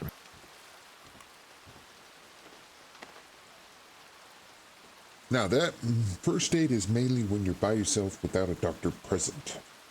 Okay. What would it look like if since I'm shadowing you? What would it look? Oh, hold on. I just want to lay down in bed. If I'm shadowing you, what does it look like that I'm now first aid trained? Well, now that you're first aid trained, that you can do stuff, all that stuff you're writing down. I would ask if you're comfortable, and I would have you do the procedure. Okay. Within reason, of course. Right. So let's say there's like a gunshot wound. And I check their vitals. I'm checking their bleeding or check the injuries. See the gunshot wound. It's a lodged bullet. Yep. And I check the bleeding, and the bleeding is like pretty mild. I wouldn't use a tourniquet or coffee grounds, right? I would. How would that look? Well, where's that at exactly? Let's say it's in their arm. It's just a singular gunshot wound. Mm-hmm. That is lodged. Okay, what would be the first steps to doing the procedure? That's where you go from there. Okay. I see. And so if you're comfortable with doing the procedure and I'm comfortable having you do it, what would be the first thing you would do? I would flush the wound with saline. And disinfect my gloves and my tools with diluted carbolic acid. Yep. Then I would, if needed, use surgical clamps to keep the wound open, or do you recommend just like squeezing it out with surgical tweezers? The first thing you would do with the lodged bullet, see if the bullet is visible. Okay. Because if it's visible in the entry of the wound, you don't have to go rooting around in there. So if it's visible, you would remove with forceps. You would flush the wound with saline. You check for any internal damage or debris. If there's any debris, you flush it out with saline. If there isn't any debris and there's no internal damage, then you would disinfect the wound with DCA, flush away the excess with saline. Then you would go into the process of closing it up. Okay. What do you use for muscle tissue? What kind of thread? Silk thread. And then you use catgut on the epidermis. What do you do after that? Disinfect the stitches with iodine. I would then apply herbal salve around the wound, not directly on it. I would apply gauze and then wrap the bandage around the wound. Correct. Yep, I mean, it's just simple things. If you're not sure, always ask, because we're not afraid to answer any questions. If it's Okay. too much to handle, don't be afraid to say so.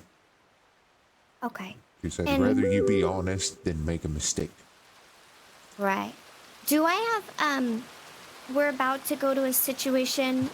Would you hand me your medical bag so I have access to that stuff? Not like the tools is what I mean. Like you would hand me like the needle and thread to work on them, or does that make sense? Am I asking that Yeah. correctly? No, you're fine. Yeah, it was something I wasn't sure at first. If you're under us, if we're supervising you, you have access to that stuff. Yep.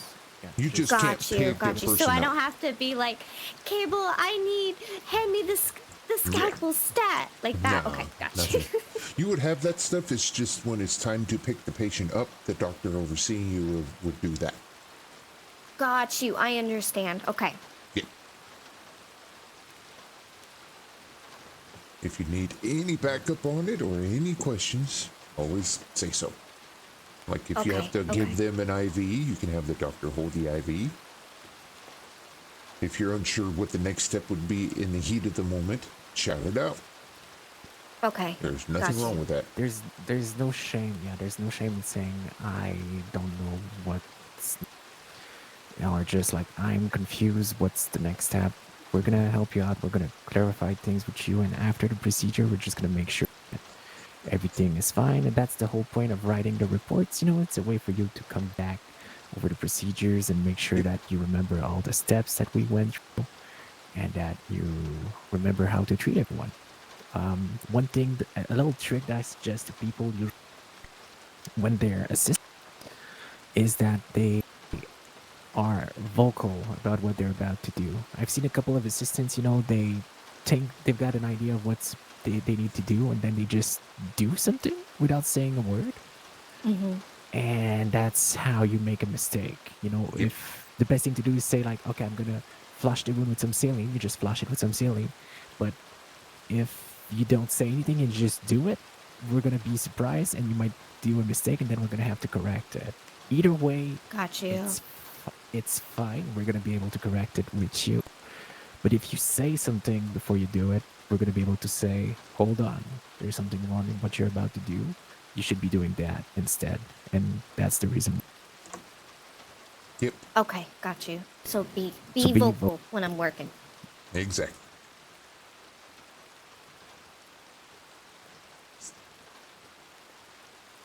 All right. Well, congratulations. I have written down in your documents that you are first aid certified. Now the fun only begins, because there's a lot to learn from. Yep, because not only will you have access to doing procedures, you still have to write them down. Right. So remembering everything in the heat of the moment's kind of fun too. Oh God. Okay. You know, I'm confident, but nervous. Yeah. No. Even if Your you don't SOPs is your remember best entire- friend. Yeah. Yeah, Okay. you can use the SOP to remember the steps that you went through. Obviously, sometimes it's going to be a little bit different than what the SOP is telling you, depending on the doctor, depending on the situation. But it's always a good tool for you to remember. And, you know, the supervising doctor always have to sign your documents. So if there's something we see that is not correct in your report, we're going to let you know. That's not what we did. That's what we did. And just be careful with this part. You got to be doing this and that before that and stuff like that. Usually in my personal case, I kind of tend to write long reports on the assistant's reports. Just not to say like you did everything wrong, but just to say that's something to be careful for. And that's the reason why you got to be careful with this part. And that's a good thing you did here. Keep that going on. So I just write a whole page about it's all comments. It's not necessarily negative. It's just to make sure that the information goes. Yeah, he's a book Gotcha. writer. Me, if there's no mistakes, you'll just get a signature. If there's a Yeah, mistake, that's how I'll say most so. people have been. Yeah, they just kind of let me know verbally what I've made a mistake on, and then just. But give me a usually I'll signature. go over the report with you, give you a chance to fix it before I put it in writing, because if there's like say 3 reports and I have a lot of things that you need to fix, it kind of looks bad in the paper trail. But if I can Right. talk to you with it, and it's nothing serious, then it's a lot simpler. Just have you fix it, and once you fixed it, then I'll sign off on it. Make sense? Yeah, that makes a ton of sense. Yeah. Usually it's true. Talking about it is the best thing. But there might be scenarios where you're going to be running from a case to another case to another case to another case, and you don't even have to do the reports. Then you're like, okay, well, I'm tired, so I'm going to go sleep. But I expect reports to be done in the next 24 hours. So that's when you don't necessarily discuss it in person unless you see each other the next day. It's mostly naturally. You write the reports and then you do some comments and just try to figure it all out together. The next one. Yeah, that makes sense. And that's another thing. Don't feel obliged to do all the treatments. So if you're shadowing something and you feel like you've been stacking up the reports, you don't have to necessarily take another report because on another call you can say, hey, Leo, okay, well, can you just like do this one? I feel like I'm stacking up a little bit. I'm gonna look at your procedure, but could you just, so that way you can still watch us do our thing, but you don't have to do a report. Yep. So it's not learn and just slow down a little bit. Got you. Okay. That's really helpful, honestly. I can already tell. Yeah, don't be afraid to say you're overloaded. With reports, you're getting behind, it's stacked. Yeah, you don't want to forget anything like that. Any wordings. Then comes the case where you're like, oh yeah, I'm not gonna take the next one, but the next one is the procedure you've been looking to do for like the past week. You're like, fuck, I gotta do it regardless. Yeah. You see what I'm talking about. Okay. Everything is fine for me. I might go for a little nap after so do you guys intend to learn that? I'm gonna take a bit of a nap myself. You're gonna what? Take a bit of a nap myself with that storm there. Think about some food and then come back. I was thinking about waking up, but I'll probably send a telegram out if both y'all are gonna be sleeping. I'll find someone. If not, I'll figure out what to do. Okay. I'll probably wake up a little bit later as well. I'm just gonna go for a little nap or so, maybe half an hour. Okay, perfect. But like you said, just write a telegram with it should be. Okay. Well, thank you so much, you two. Not a problem. Yeah, you're welcome. Congrats on your first aid certificate. Thank you. I'm so excited. And now I can give them out. Ooh. 2 birds, 1 stone there. Yeah, it's not too hard. It's just really go through the whole things. It's a lot of things to cover, but it's good. Yeah. Whew, okay. Well, I think I'm going to be With that, spoiled we'll by work for- Darla here because she did perfectly. Aw, thank you. Hopefully everybody's like that. I don't know if that's one of your horses, but don't forget to... Oh, yes. Thank you.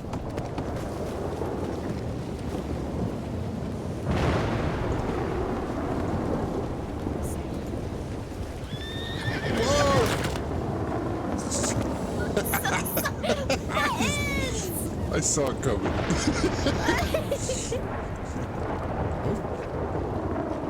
Alright, good night. Good night. Alright, now we're doing the nap in office.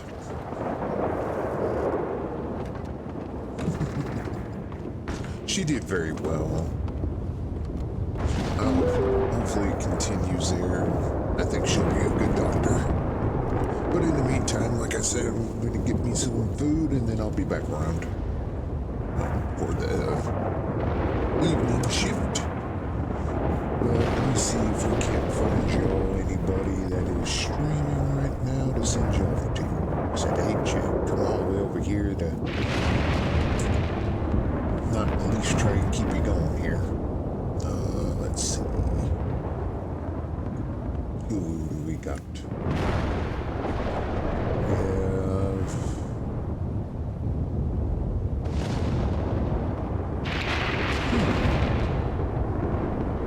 Spring and Weathers? Which one is she doing? sharpener knives. Maurice Clementine.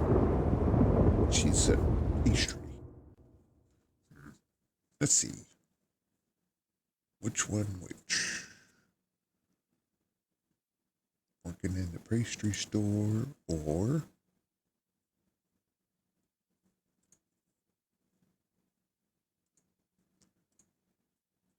let's see this one. Let's see which one's wide open.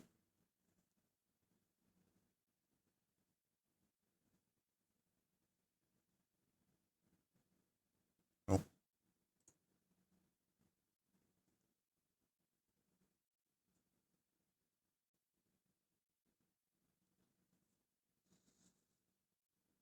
Oh, she's just ending her stream. Okay, so the next person.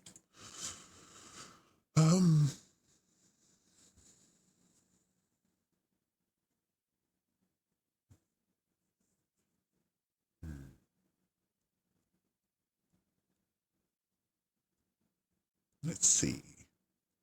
She gonna stick around?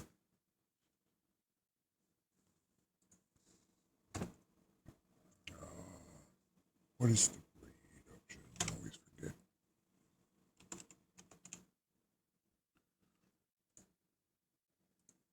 Damn caps.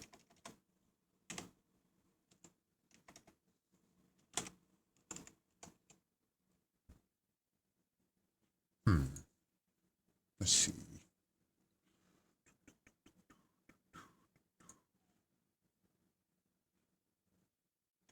Looks like she's going to be around for a minute.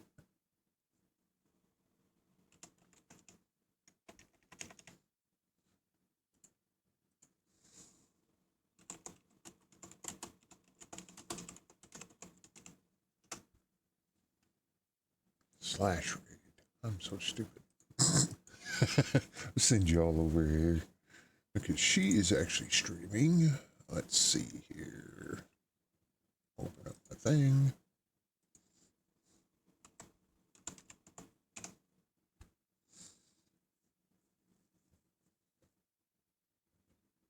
I don't think I've ever run into this person. This is going to be interesting.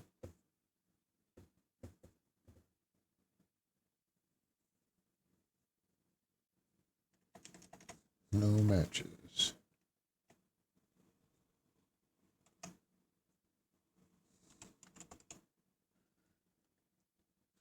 Fuck it. I want to end my streaming because this thing is being a pain in the ass. Restart my